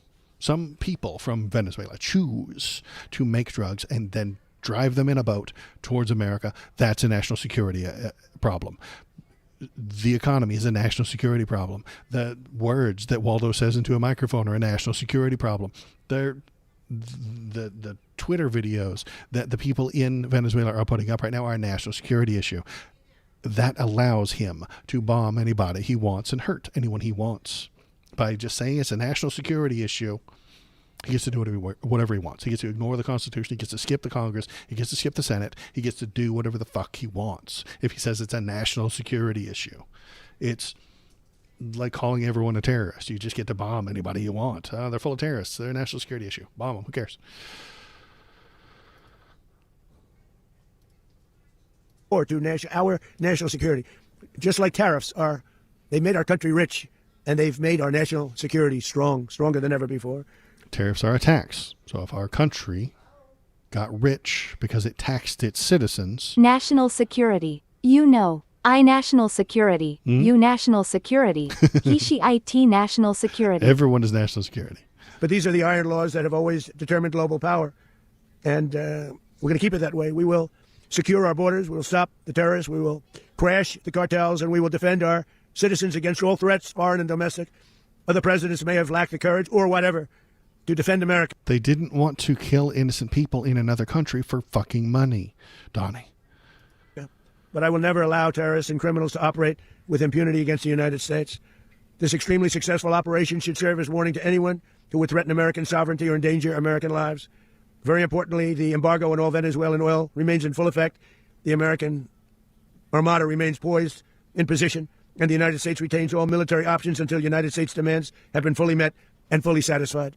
All political and military figures in Venezuela should understand what happened to Maduro can happen to them, and it will happen to them if they aren't just, fair, even to their people. Just fair and even to their people. No, motherfucker. Are you going to bomb fucking Russia because of this? No. Russia's bad towards their people. But you don't give a shit. Dictator and terrorist Maduro is finally gone in Venezuela. People are free. They're free again. It's been a long time for them, but they're free. America is a safer nation this morning. It's a prouder nation this morning because it didn't allow this horrible person and this country that was doing very bad things to us. It didn't allow it to happen. And the Western Hemisphere is right now a much safer place to be. So I want to thank everyone. I don't think it is. It's not safer. We have intentionally bombed somebody for no goddamn reason, for money. And everyone else is terrified they're going to be next. Greenland's terrified they're going to be next. Canada's terrified they're going to be next. Ecuador's terrified they're going to be next. Mexico's terrified they're going to be next. Cuba, as Killer Mac has pointed out, is terrified they're going to be next. And that will make them more violent. That will make them more angry, more antsy, more willing to attack us first. Everybody for being here. I can't stand listening to the festering shit that gets extruded through this senile, pedophile grease golem's infected asshole of a mouth. I know. That's why he's at 1.5 speed, so we can get done sooner. Raising Cane is fantastic. Man, I've worked with a lot of generals. I worked with some I didn't like. I worked with some I didn't respect. I worked with some that just weren't good. But this guy is fantastic. I watched last night one of the most precise attacks on sovereignty. I mean, it was an attack for justice. An attack for justice, baby. An attack for justice. Get that shit on a bumper sticker, baby. We attack for justice. Oh, God, that's some good fascism, isn't it? We attacked for justice, you see. We murdered for righteousness. We were just extending the reach of the fatherland. You know, it's fine. Duck speak. Well, duck speak, maybe. Well, duck speak usually suggests that you don't know what you're saying. But this is bravado. This is over bravado. This is heroicism. Heroicism. It's a word. Look it up. This is overly heroic. He's attacking for justice, baby. This is this ministry of truth kind of area. Like we've always been at war with Eurasia. We've always been at war with East Asia. It's making things more proud and more powerful than it really has to be. He did a crime, and he calls it an attack for justice. Very proud of him, and I'm very proud of our Secretary of War, Pete Hegseth, who I'm going to ask to say a few words. Thank you very much. Okay, I'm going to bring it back down to 120 regular speed. Maybe he doesn't talk so fast.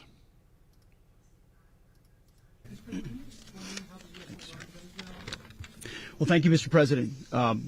Finally, a commander-in-chief the world respects and the American people deserve. And as the president said, words can barely capture the bravery and the power and the precision of this historic operation. A massive joint military and law enforcement raid flawlessly executed. Law enforcement raid. You see how he did that? He said law enforcement raid, which needed the Marines and the bombs and the missiles and the helicopters and the weapons of warfare. So when people try to protest this thing happening, they'll need to do another law enforcement raid, which will include the use of military weapons against American people. American people, the military equipment is about to be used against you. It's coming. And they'll call it law enforcement. This is frog boiling in the pot water, the rhetoric. This is how it works. You do a war, you call it a police action, and then when the police come after the people who are unhappy with Donald Trump, they will use the weapons of war against them. By the greatest Americans our country has to offer. American warriors are second to none. The best in the world and the best of our country. I know it's an old joke, but the conservatives love the military the way Michael Vick loves dogs. Okay? I know it's an old joke. He got in trouble with the law 20 fucking years ago for dog fighting. But that's the way the conservatives, this man sees the troops. He sees them as attack dogs to fight and die for him. What all of us witnessed last night was sheer guts and grit, gallantry, and glory of the American warrior. I'm simply humbled by such men, and I tip my hat to our chairman, Dan Raisin Kane, and all those Americans who stood watch last night. Our warriors are the elite of America, and again, President Trump has your back. We have the best attack No other dogs. country on planet Earth, and it's not even close, could pull this kind of operation off. And no other president has ever shown this kind of leadership, courage, and resolve, the most powerful combination the world has ever seen. As the president said, our adversaries remain on notice. America can project our will anywhere, anytime. The coordination. We can project our will on anywhere in the globe at any time. Motherfucker, that's not good. That is unpleasant. I don't want Donald Great Trump. use of tax dollars. I know. I don't want Donald Trump imposing his will anywhere on the globe at any time. That's fucking military dictatorship. That is murdering people to get his way. That sounds like fucking terrorism. Donald Trump doesn't like your politics. He will bomb the shit out of you. How is that any different than a fucking Afghani wearing a suicide vest? It's not. We just have better vests. The stealth, the lethality, the precision, the very long arm of American justice, all on full display in the middle of the night. Nicolas Maduro had his chance, just like Iran had their chance. No, you give them fucking ultimatums. That's not a chance. If you take all their choices away, they don't have a choice. Be exploited by American oil companies or we will bomb you. And he chose bomb you. Until they didn't and until he didn't. He effed around and he found out. President Trump is deadly serious about stopping the flow of gangs and violence to our country.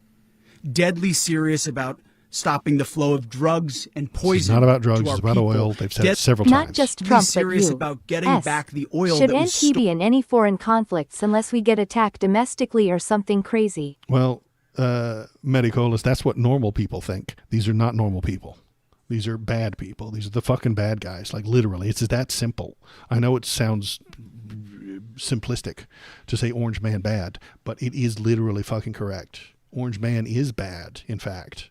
All the evidence suggests that Orange Man is bad. And the people who support him like it because he's bad. They want him to be bad. They want him to hurt people. They want him to bomb all the people, conservative people. Yeah, I know he is bad, but not just them.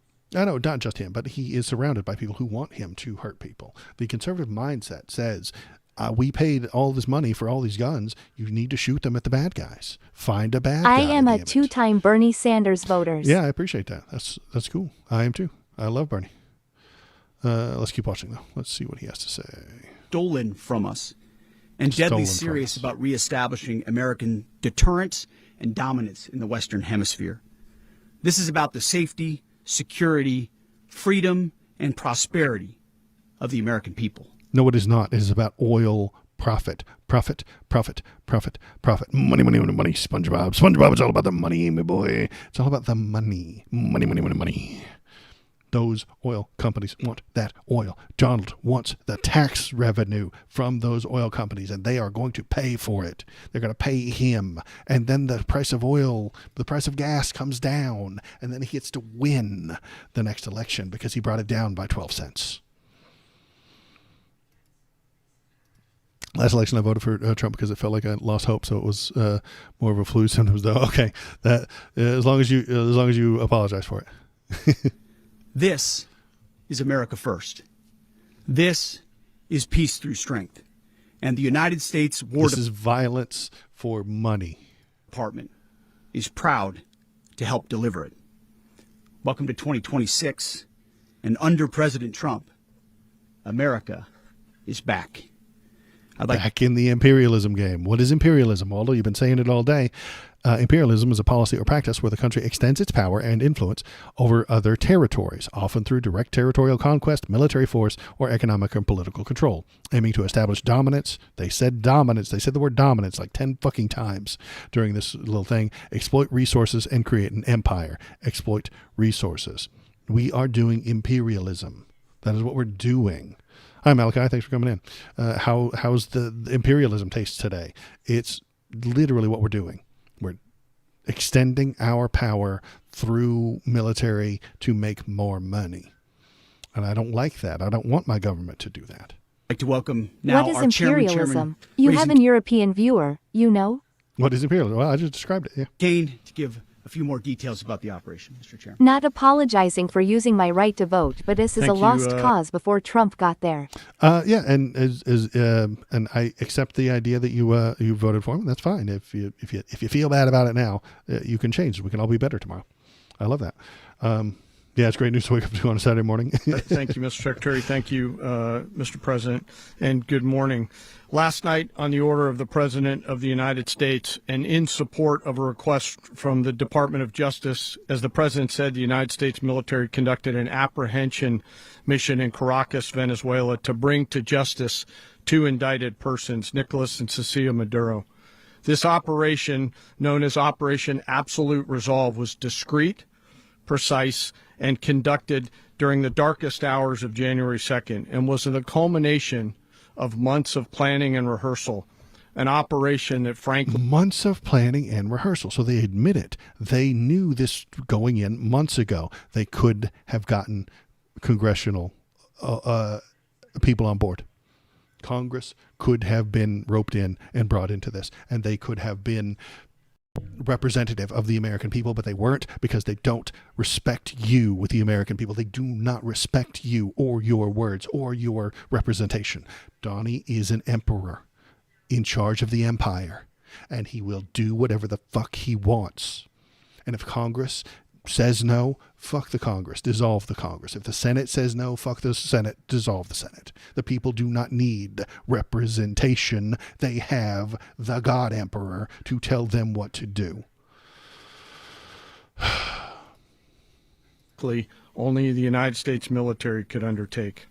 What I'd like to do this morning is talk to you through some of the preparation and the details without compromising any of our tactics, techniques, and procedures.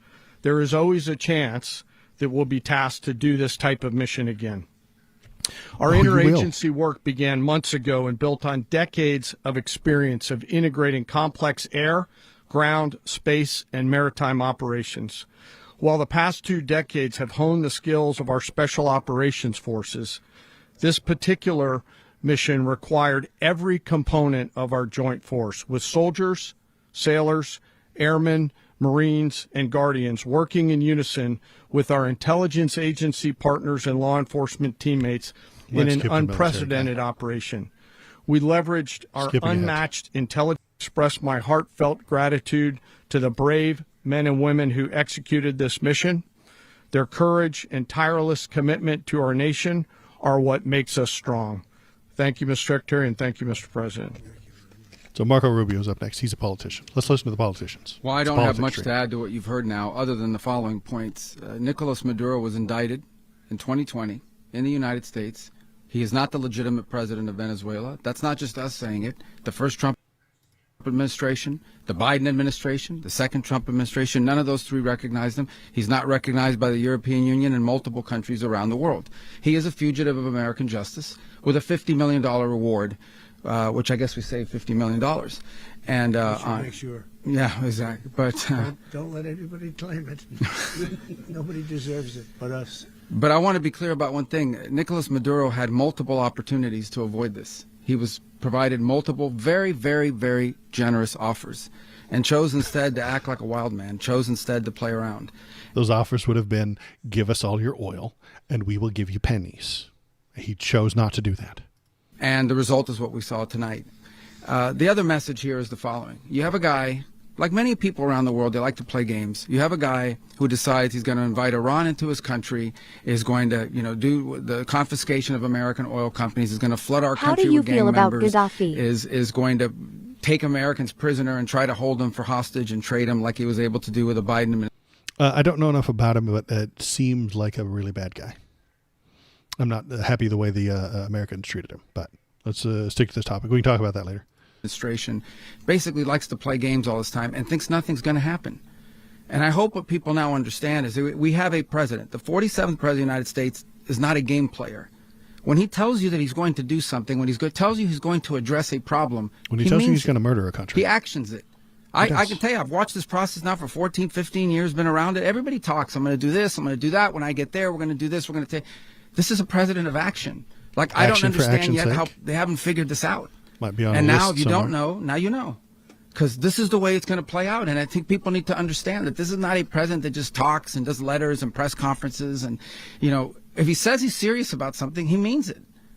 And this is something that was a direct threat to the national interest of the United States. And the president. You know what else he said? That he is going to run for a third term. He has said that. So does he mean it? Is he going to do that? He has said lots of crimes out loud. He said that a lot of things that would be illegal or unconstitutional. Does he mean those? I think he does. Marco Rubio is not saying anything that surprises me here. It's just that when he says it, he means it. When Donald Trump tells you what he thinks, believe him.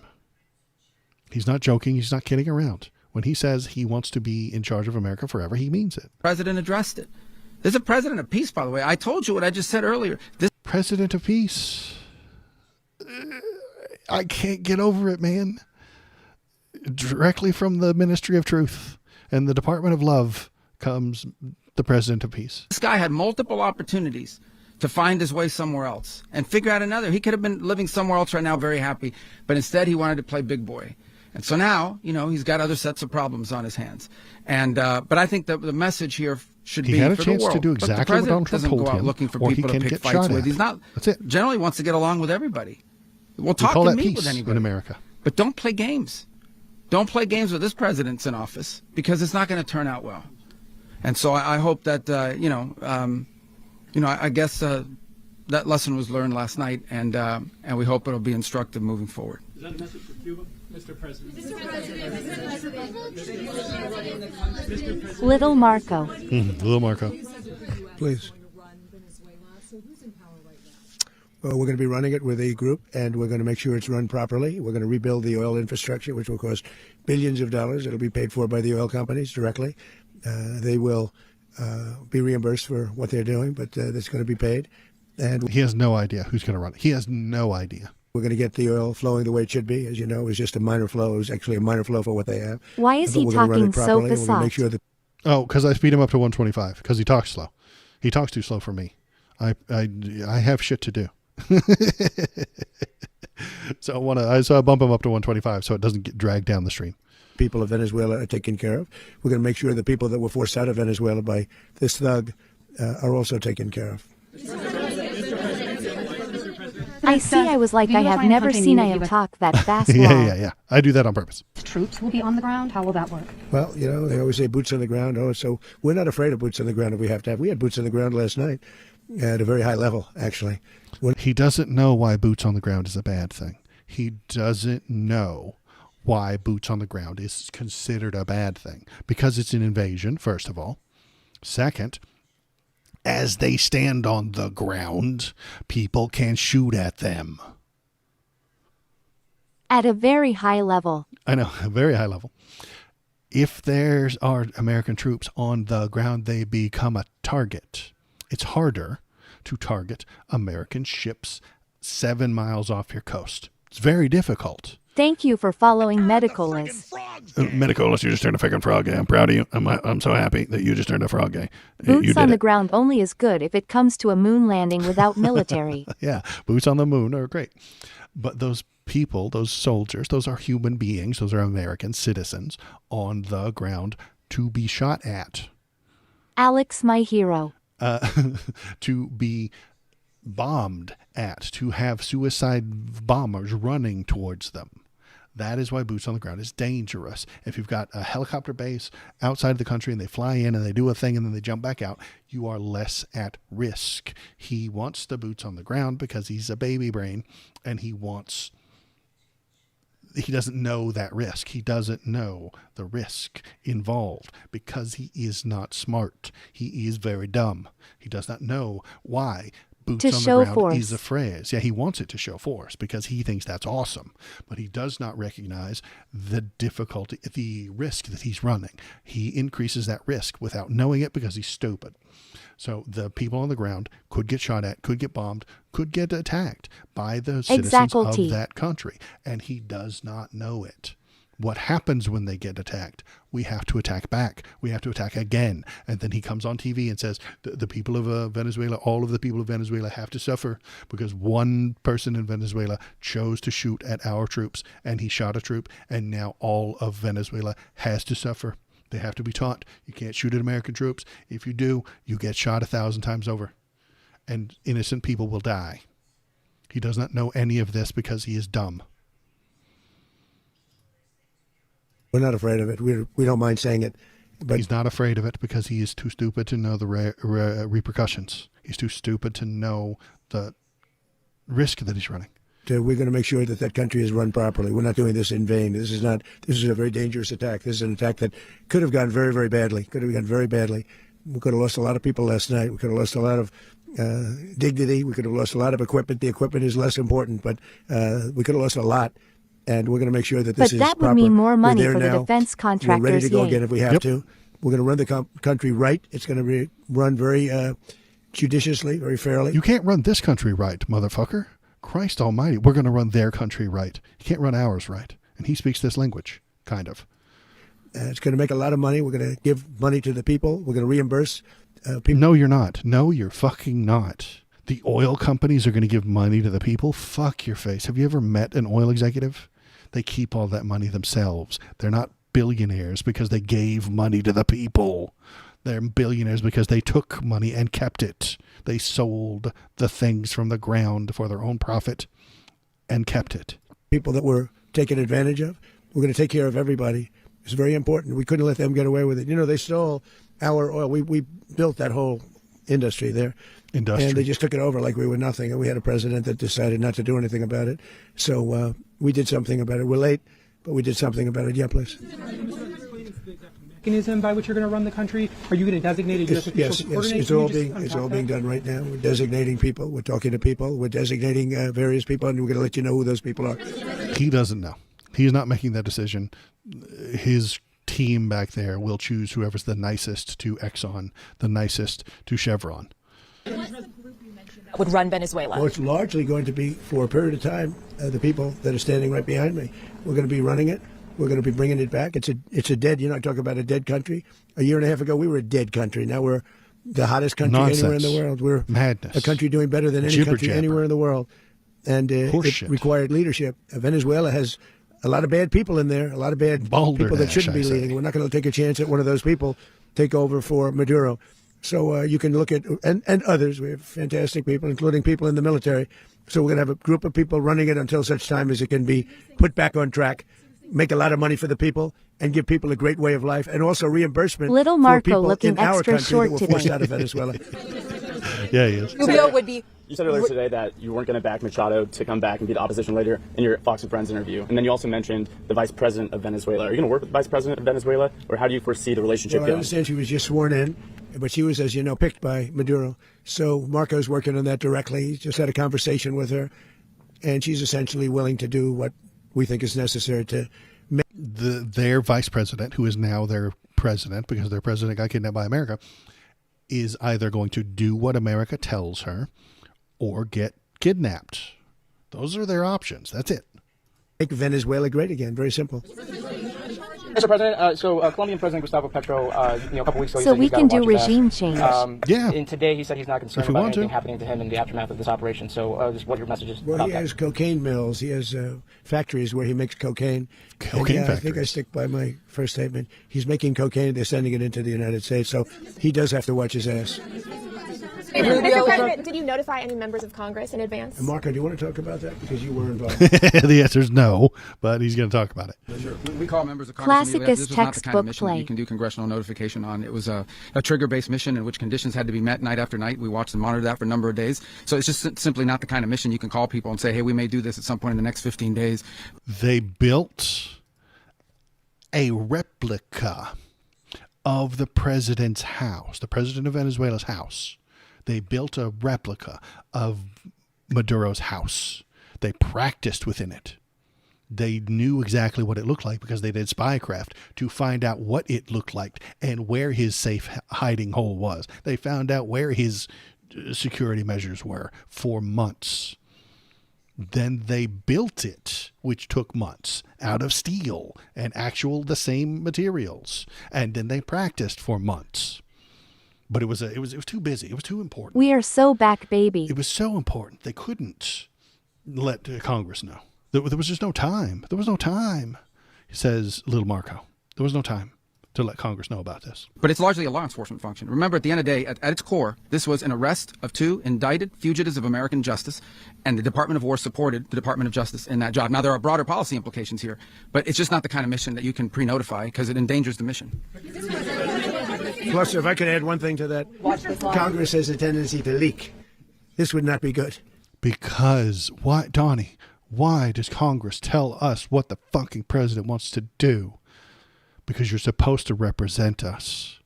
Congress is supposed to represent the American people. The president is supposed to protect the American Constitution. Donald doesn't know that. He doesn't do that.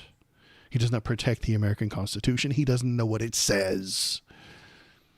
He does not respect the will of the people because he tells you what your will is. He tells you what you think. He tells you how you feel. He's the anti-American president.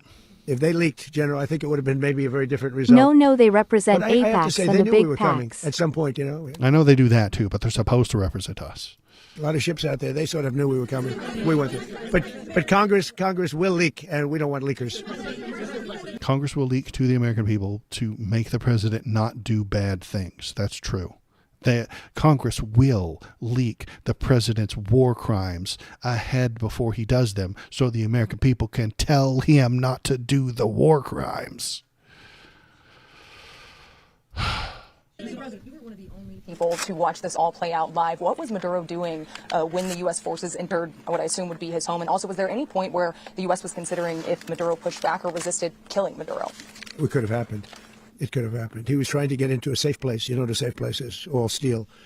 And he wasn't able to make it to the door because our guys were so fast. They went through the opposition so fast. And there was a lot of opposition. You know, people were wondering, did we get them by surprise? Sort of surprised, but they were waiting for something. It was a lot of opposition. There was a lot of gunfire. You saw some of it today. A lot of gunfire. But he was trying to get to a safe place, which wasn't safe because we would have had the door blown up in about 47 Maduro was taking a seconds, shit while it happened. Regardless of how thick the steel was. It was a very thick door. It was a very heavy door, but he was unable to get to that door. He made it to the door. He was unable to close it. Go ahead, finish. Where is Maduro going to be in the time being right now? Do you know his exact Well, whereabouts? Eventually, ultimately, in the near future, he's going to be brought to New York. And where is he going to be held? Where is he going to be held in New York? Do you know? That's going to be up to the officials that do these things. Mr. President, the U.S. has something of a mixed track record of ousting dictators without necessarily a plan for what comes afterwards. Not with Did me. that weigh on your decision? Well, that's why we had different presidents, but with me, that's not true. With me, you didn't fix Afghanistan or Iraq, Donnie. You didn't. We've had a perfect track record of winning. We win a lot, and we win. If you look at Soleimani, you look at al-Baghdadi, you look at the Midnight Hammer. Midnight Hammer was incredible. Right now, you wouldn't have peace in the Middle East. We have essentially peace in the Middle East because of that. Peace in the Middle East. He's so full of shit. And if we weren't successful with Midnight Hammer, you wouldn't have peace in the Middle East. So they're all dead. LMAO. I know, right? A lot of victory. You've had only victories. He's real good at killing people because he doesn't care. How long do you expect the U.S. to run Venezuela, and how soon do you want the Venezuelan people to hold elections? So I'd like to do it quickly, but it takes a period of time. You know, we're rebuilding. We have to rebuild their whole infrastructure. The infrastructure is rotted. It's actually very dangerous. It's blow-up territory. Oil is very dangerous. It's a very dangerous thing to take out of the ground. It can kill a lot of people. It has killed a lot of people doing just that. What is he talking about? The oil? No. How long until they have an election, you dumb son of a bitch? The infrastructure is old. It's rotted. Much of it is stuff that we put there 25 years ago, and we're going to be replacing it. And we're going to take a lot of money out so that we can take care of the country. Yeah. Are you saying that Secretary Rubio and Mr. President, China, Russia, and Iran have interests in Venezuela. How does this operation affect your relationships with them when Well, it in comes terms to of oil China and and Russia, Russia when we get things straightened out. But in terms of other countries that want oil, we're in the oil business. We're going to sell it to them. We're not going to say we're not going to. We're in the oil business. We're going to take Venezuelan oil and sell it to whoever we want, and we will keep that money. In other words, we'll be selling oil. Probably in much larger doses because they couldn't produce very much because their infrastructure was so bad. So we'll be selling large amounts of oil to other countries, many of whom are using it now. But I would say many more will come. Fuck the people that live there. Fuck the people that live there. We are going to steal their resources and sell it for our profit. Are you saying that, Mr. President, are you saying that... Mr. President, thank you. What is your message to the people of Venezuela today? Of course, the civilian population specifically, they have a lot of questions. What is your message to the people of Venezuela? That you're going to have peace, justice. You're going to have some of the riches that you should have had for a long period of time. It was stolen from you. No. But you're going to have peace, and you're going to... You're going to have the riches that were stolen from you. Boss, the companies are going to keep it, and the American companies are going to keep that money, and the Venezuelans will not see it. Have safety, you're going to have justice, you're going to have a country, you're going to have a real country, you're going to have potentially a great country. You know, if you go back 20 years, maybe even a little longer ago, that was a great country, and they destroyed it. Remember I said that if we lose this election, the United States will be Venezuela on steroids. That's what would have happened. Jibber jabber. It Had means we nothing. lost the election, That's the 2024 nonsense. election, we suffered so badly. When you look at the border from 2020, what they did, what Joe Biden administration did to our country should never be forgotten. But if we had to go through another year of that, we would be exactly where Venezuela was in terms of, I used to say, if they win, we're going to be Venezuela on steroids, and that's what would happen. President, thank you. Are you saying that Secretary Hegseth and Rubio are going to be running Venezuela, and will you be sending in U.S. military They're troops going to to be a provide? team that's working with the people of Venezuela to make sure that we have Venezuela right. Because for us to just leave, who's going to take over? I mean, there is nobody to take over. You have a vice president who's been appointed by Maduro, and right now she's the vice president, and she's, I guess, the president. She was sworn as president just a little while ago. She had a long conversation with Marco, and she said, we'll do whatever you need. Right, extortion. I think she was quite gracious, but she do what really I doesn't want have or a I choice. hurt you. We're going to have this done It's right. not a deal. We're not going to just do this with Maduro, then leave like everybody else, leave and say, Not how let it go diplomacy to hell. works. If we just left, it has zero chance of ever coming back. We'll run it properly. We'll run it professionally. We'll have the greatest oil companies in the world go in and invest billions and billions of dollars and take out money, use that money in Venezuela. And the biggest beneficiary are going to be the people of Venezuela. And also, I can't stress this strongly enough, the people that got thrown out of Venezuela that are now in the United States, and frankly, some want to stay and some probably want to go back, yeah. In the country, and were any of the detained Americans? Well, right now they're arrested very last week? protected because nobody's going to mess with us. They're very protected. The people of, and we let them know that you better not touch one of them. Are you concerned that bad elements of the Maduro regime will remain in place? Well, we know who they are. We're on them. And insurgency. They're acting much differently now than they would have acted 2 days ago. Okay, wait, behind you, please. Mr. President, why is running a country in South America America first? Well, I think it is because we want to surround ourselves with good neighbors. We want to... Because we're going to take the money. We're going to take the oil. We're going to sell it. We're going to make that money. That's what America first means. Surround ourselves with stability. We want to surround ourselves with energy. We have tremendous energy in that country. It's very important that we protect it. We need that for ourselves. We need that for the world. We have tremendous energy in that country, and we need to protect it for the world. We need to take their oil and sell it for our profit. That's what we need to do. We want to make sure we can protect it. We need the energy for the ILO. Yeah, I know. It's fucking disgusting. Well, Cuba's an interesting case. Cuba is, not doing very well right now. That system has not been a very good one for Cuba. The people there have suffered for many, many years. And I think Cuba is going to be something we'll end up talking about because Cuba is a failing nation right now, very badly failing nation. And we want to help the people. It's very similar in the sense that we want to help the people in Cuba, but we want to also help the people that were forced out of Cuba and living in this country. Do you want to say something about that, Marco, please? Cuba. So when the communists took over Cuba in the 60s, lots of wealthy Cubans left Cuba because they had live the in the money Twilight Zone. to do so. Yeah, we do. It's fucking upside down. The wealthy members of Cuban society who did not want to be taxed or give most of their stuff to a communist regime left. They fled. Lots of poor people tried to flee too. Now, we then sanctioned hard all of Cuba, making to where nobody can sell with them and do business with them. That's why when you look at pictures, you see the 1950s cars that are still being maintained, and they all still dress in the 1950s style. It's like a country that time forgot. Yes, this is true. Because they can't get new stuff. They can't buy new stuff. They can't sell new stuff. So they just stuck with all the old stuff. The cars there look like that because they have they have to be maintained. And cars from the 1950s can be maintained forever, not like the cheap plastic shit you buy today. But everything in today's economy is supposed to be disposable. So you're supposed to buy a car, run it to the ground, and then sell it. They've been handicapped from sanctions. Yeah, they've been handicapped through sanctions. Are they next to have their country taken over?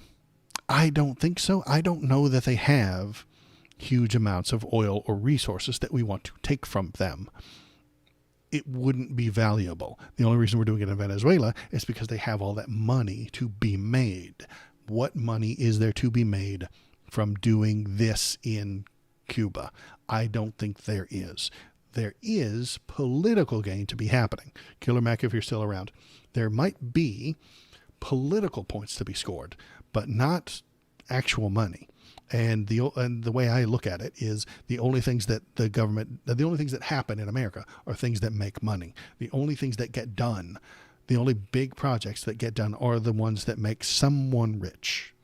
I don't think doing this in Cuba will make anyone Natural rich. resources such as raw minerals may be in Cuba. Maybe, I'm not sure. Let's see what they have to say, though. Let's hear what they are saying.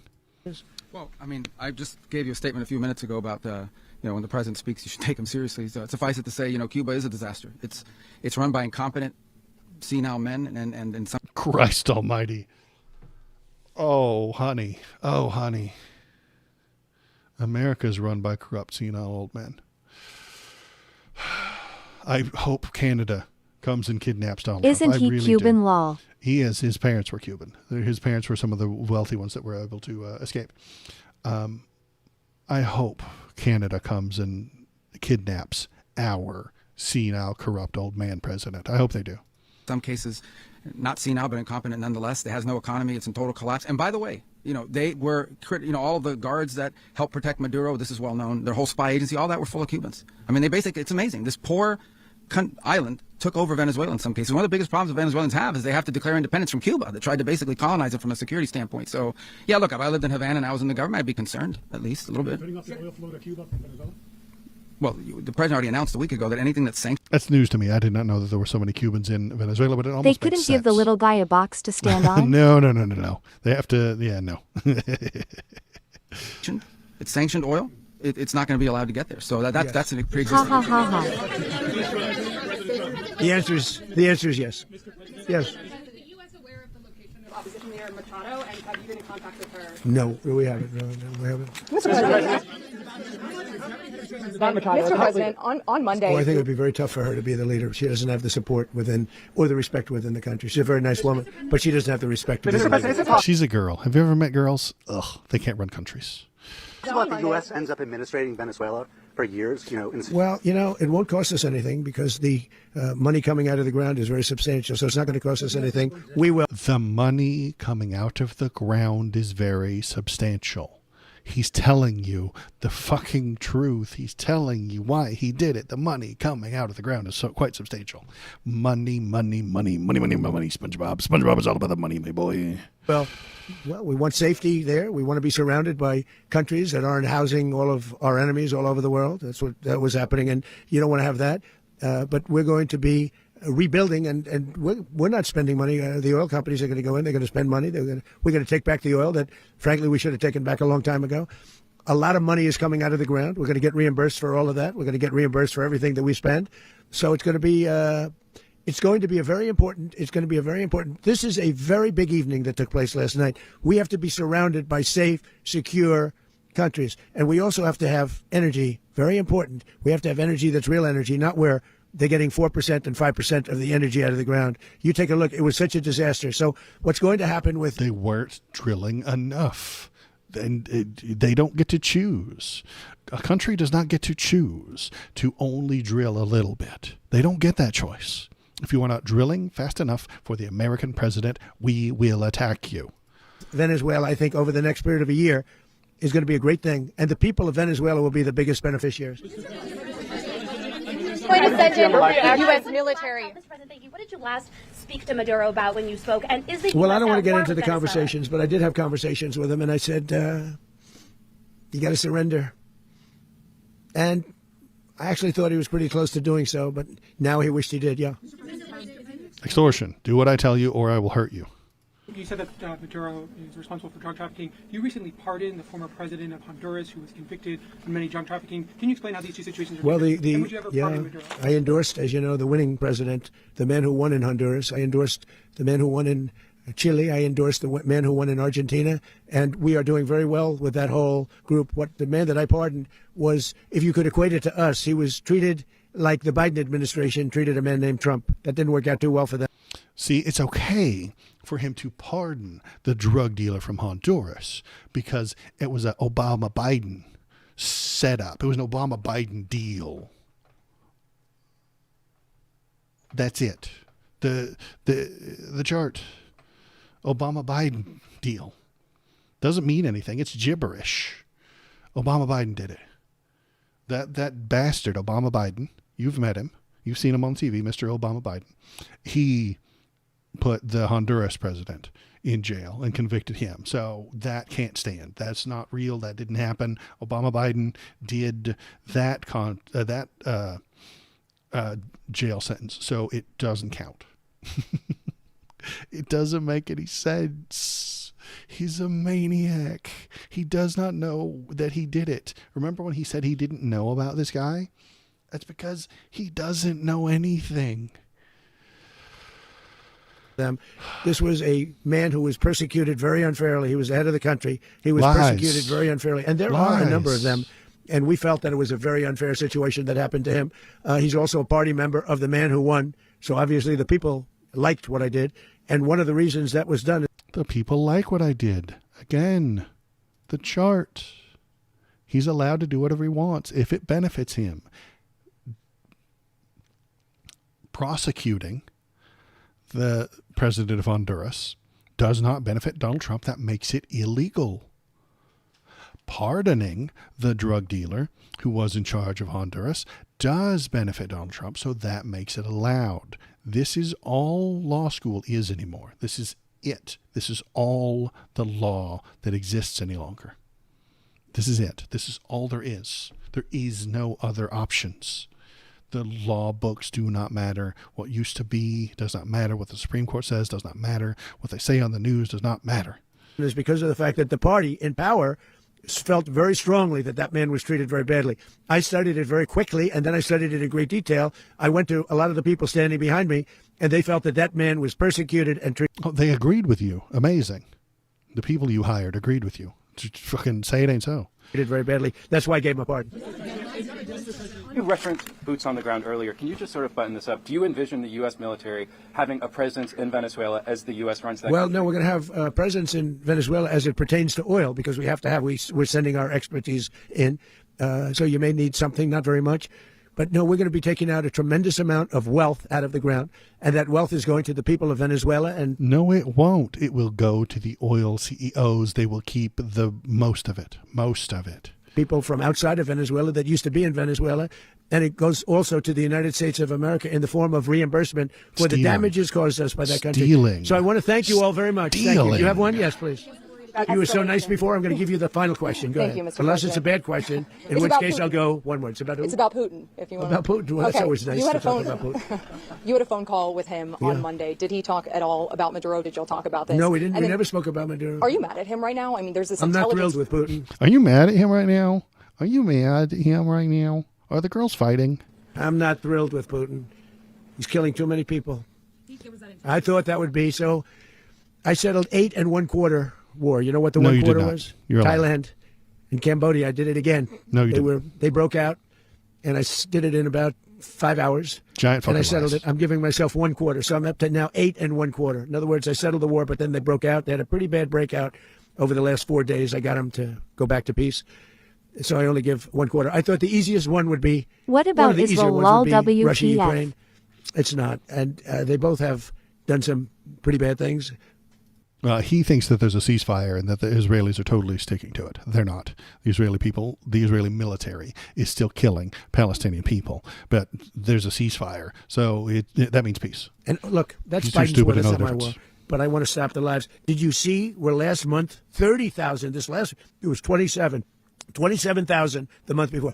30,000, mostly soldiers, were killed this last month. 30,000. I want to stop that. You know, I got NATO to pay 5% instead of the 2% that they weren't paying. They weren't paying 2%, now they pay 5%. And we send them a lot of munitions. We send them a lot of things, missiles and various other things, a lot. And they pay. The United States is not losing money. We're probably making money on that. It's the last thing I care about. I just want to stop all those people. We're losing. It's the last thing I care about? That's a fucking joke. 25, 30,000 human beings. They come from two places that are very far away. But if I can stop, because it's something I've been pretty good at doing, deals, I guess. It's all a deal. Extortion Life is a big deal. Is what it means. But if I can stop that war and stop 30,000 young people, in addition to the fact that people are being killed in Kiev, people are being killed in other cities throughout, a much smaller number, but they're being killed, viciously killed. So I'm not happy about it. I thought that would be something that would get solved. We have Mr. Witkoff here. I think that we're making progress, but that's a war that should have never happened. If I were president, it would have never happened. Putin says it. Everybody says it. If I were president, that would have never happened. But I inherited that war. That was Joe Biden, Zelensky, and Putin. Nonsense. I came gibberish. into the situation, and it's a mess. And I will say this. I watched an operation. He also promised to end it on day one. Last night that was so precise, that was so brilliant. I mean, it was incredible. If we had our people, like this general and our people involved, that war would not have gone on very long, that I can tell you. That war, to use an old term, that war has become a bloodbath, and we want it to get stopped. Thank you very much, everybody. Again, okay, so that was a lot of horse shit. That was a lot of lies. That was a lot of misunderstanding. Ethics. What is the law? It goes in this order. Laws are passed by politicians. Politicians are guided by ethics. Ethics are what we think about things. Conservative politicians have no ethics. They do not think it is wrong to steal from another country. They do not think it's wrong to kidnap the president and steal their oil and sell it for their own profit. That is unethical. They don't care. Conservative politicians, Republicans, have no ethics. So they don't mind kidnapping the president. They don't mind lying to you about his election. They don't mind lying to you about their elections. Did you see the videos of him at Mar-a-Lago at New Year's doing the auctions starting at $100,000? Yeah, I saw some of that shit. That's again, unethical, right? He's just selling shit. He's selling his own golf clubs for $1 million fucking dollars. Unethical. They don't know what ethics are. They don't have any. Make money, make money, make money. That's their only ethic. That's their only reason to exist. That's the only goal they have. Make the money. And if you have to kill a bunch of people to make the money, then they will. If they have to bomb another country to make that money, they will. If they have to dig up dirt out of the ground and sell it, and then that ruins our environment, they will, because that makes the money. Money is all they care about. It's the only ethic they have, and so that ethic goes into their politicians, and their politicians are willing to lie to you about all of the rules and all of the laws and all of the ethics. And then when they are in charge, they ignore the law, they ignore the Constitution, they ignore the rules, they ignore everything about everything so that they can make more money. We're run by unethical thieves right now. Donald Trump is an unethical thief. He takes and he steals. Hi, Actual Cloud. Thanks for coming. I'm getting into the last bit of the ramble, and then I'm probably going to call it off in about 5-10 minutes. Donald Trump is stealing from this country. It is not our oil. It is not our infrastructure. It is not our country. Yet we have kidnapped their president, and we are going to steal their oil so that we can profit, and we will make that money. The American government will get money through taxes from these American oil companies who are going to sell someone else's oil and give them almost nothing, as little as possible. Exxon and Chevron and ConocoPhillips are going to make as much profit from this Venezuelan oil as they possibly can and give as little of it back to the Venezuelan people as they can. This is not about drugs. This is about oil and stealing from them. If I had to make predictions, and I'm going to because that's what I do, my guesstimates and speculations for the moment is that we won't see the long, drawn-out, door-to-door insurgency fight like we did in Iraq. I don't think we will. Johnny does not want to move slowly. He wants shock. He wants awe. He wants to run in there, take everything as fast as possible. If there is some tiny insurgency with like 4 people surrounded in it by 100 school children, he will drop a bomb on them. And he will look into the camera and he will tell you those were insurgent babies. Those were insurgent children. The bad guys were hiding behind a shield of children, so we had to kill all of them. That is what's coming. If there is any insurgency at all. I don't know if there will be. Maduro was not a great guy. I do not know how many people are actually going to be loyal to him. I don't know how many people are going to try to kick the Americans out. I don't know. Hard to tell right now. So because I think that there are not very many of them, I think that we won't actually have the door-to-door looking for insurgents the way we did in Iraq. So it won't drag on forever. And Donald doesn't mind killing civilians, so they won't be moving slowly. They will march and they will go fast and they will kill everyone who gets in their way, and just some of the civilians will die. So if there is an insurgency there, it will be put down quickly and brutally. If there is one. I don't know if there will be one. There may not be one. Because Donald doesn't want to support troops being there for years. He doesn't want these slow... There might even be a slight drop in gas prices. For a little while at least. Maybe. Maybe. If the companies really do get set up, if the insurgency isn't there and the companies get set up real fast and they get up and running and they're pumping within the year, then maybe the gas price comes down if they want it to. They control that gas price. All they want. If the price stays the same and the supply increases, then they make more profit, you know. It's all about their profit. They control that. You cannot base anything on the actual price of the gas per gallon in America, because they lie to you about that price. They lie to you about the supply. They lie to you about how much profit they're making. They lie to maximize their own profit. Venezuela already does have the infrastructure for a government. They are more advanced a country than something like Afghanistan was in 2001. Afghanistan in 2001 was just a loose collection of tribes. You know, they didn't have a secretary of defense and a secretary of war and a secretary of this and a functioning government. So we don't have to build that. We don't have to teach them how to file the paperwork.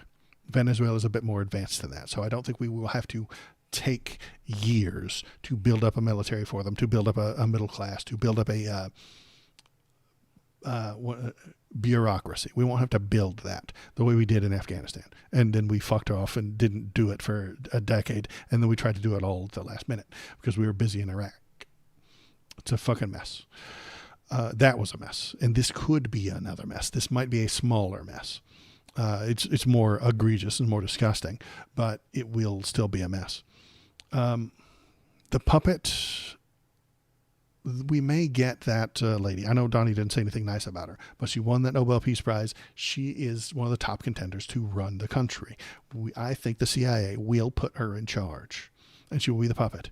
And she won the Peace Prize, and so everybody's going to know her name, and everybody in America is going to support it. And obviously, she's peaceful. She won the Peace Prize, right? So we're just bring her in, and then she'll run the country. What she will do is make sure that the American companies get all the best stuff, and all the people who own the land will lose that land. They are going to take that land from the people who own it now and give it to an American company so that they can drill that oil and make a profit. And depending on how crooked she or whoever they choose is, will determine how much pushback the Venezuelan people give them. For every dollar that Chevron makes, the Venezuelan people will get 3 pennies. That's what I'm saying. That's just my guesstimate. I'm just making up numbers. But I'm telling you that I'm making up numbers. For every dollar they get, 3 cents will go to the Venezuelans. If their president chosen by America is very, very crooked, he will keep 2.5 of those pennies and give half of that last penny to building Venezuela. If he's slightly less crooked, he'll keep 2 pennies and give 1 penny to the Venezuelan people. If he's really altruistic, if he's really a good guy, he'll keep 1 penny and give 2 pennies to building Venezuela. But that's glass half full optimism. I don't expect that to happen. I suspect they will get someone who's crooked and loves money and will keep 2 of the cents and give 1 penny back to the Venezuelan people for every dollar that the American companies make, and build up the Venezuelan people. They'll build a hospital, they'll build a school, they'll build a road, they'll build a bridge, and they will tell you that this is what happens when you are best friends with America. And it will be a slight fraction. It will be 1/100th of the money that they could have if they just drilled it and sold it themselves. Well, we will not allow that, because then Exxon wouldn't profit. Exxon does not want anybody to profit from oil sales except themselves. America does not want anyone to profit without them. And that is why they choose to do what they do. That is why we invade these countries. That's why we invaded Iraq. That's why we bombed Iran because we were mad at, not Iran. We bombed Afghanistan because we were mad at them for the whole 9/11 thing. But it went on for such a long time because the military industrial complex was making money, lots of money, selling bombs and weapons to the American military. Profit is the only thing that makes the world work right now. The only reason anything is done right now is for profit. It's all there is right now. I'm not happy about that. I wish we could do things for good things for the American people, but I'm a fucking socialist. So I'm a crazy person, apparently. The only thing that matters in the world right now is profit. And the only thing that is going to happen is things that are profitable. So every single speech Donald gives, profit. Look for where the profit is. Where's the profit? And he's telling you, because he's the most transparent and we can see right through him, that he wants to make all this money. He's going to get bribes from the oil companies. He's going to get taxes from the oil companies that he can spend on building a new ballroom, on building things in America, maybe, or immigration, or honestly paying ISIS paychecks. That's all that matters. Money, money, money, money, money, money, money, money, money. If anybody tells you this is not about money, they're trying to trick you, or they've been tricked themselves. And that's all there is to it. That's it for me today. I appreciate everybody's here. Anyway, thanks for coming in, Actual Cloud. I know you just got here, but thanks for being here. Medicolis. I appreciate you becoming a follower. Alex Jones is proud of you. He's very proud of the way that you turn a frog. It's very nice. Shinzito, thanks for being here. What you see is I jumped in real quick. Biden had a dry cough every once in a while, but this guy spits mouth is sick. Yeah. I appreciate everyone who's here. Thanks for coming. I will be back on Wednesday, this coming Wednesday, 7 p.m. West Coast PST time, to talk about any more of this that pops up. So if any of it pops up, you can tell me about it in my Discord. Bam. There we go. Discord. You can go on over there and you can tell me what you're thinking, tell me what you're feeling. You can leave links to stuff like that. You can argue with people in chat. You can discuss with things. You can debate people. It'll be a good time. Go on over there, tell me what you're thinking, tell me what you're feeling, leave links. I will look at them and then I'll put them up on the screen if they're good links, and we can discuss them. It's a good time, and then it'll be interactive. You can tell me what to think and what to talk about, and then I'll talk about it, and then we'll all be better off. So that's it for me today. I appreciate it. Thanks for coming in. I love you. I will be back on Wednesday unless the Gestapo kicks in my door and drags me off to the gulag.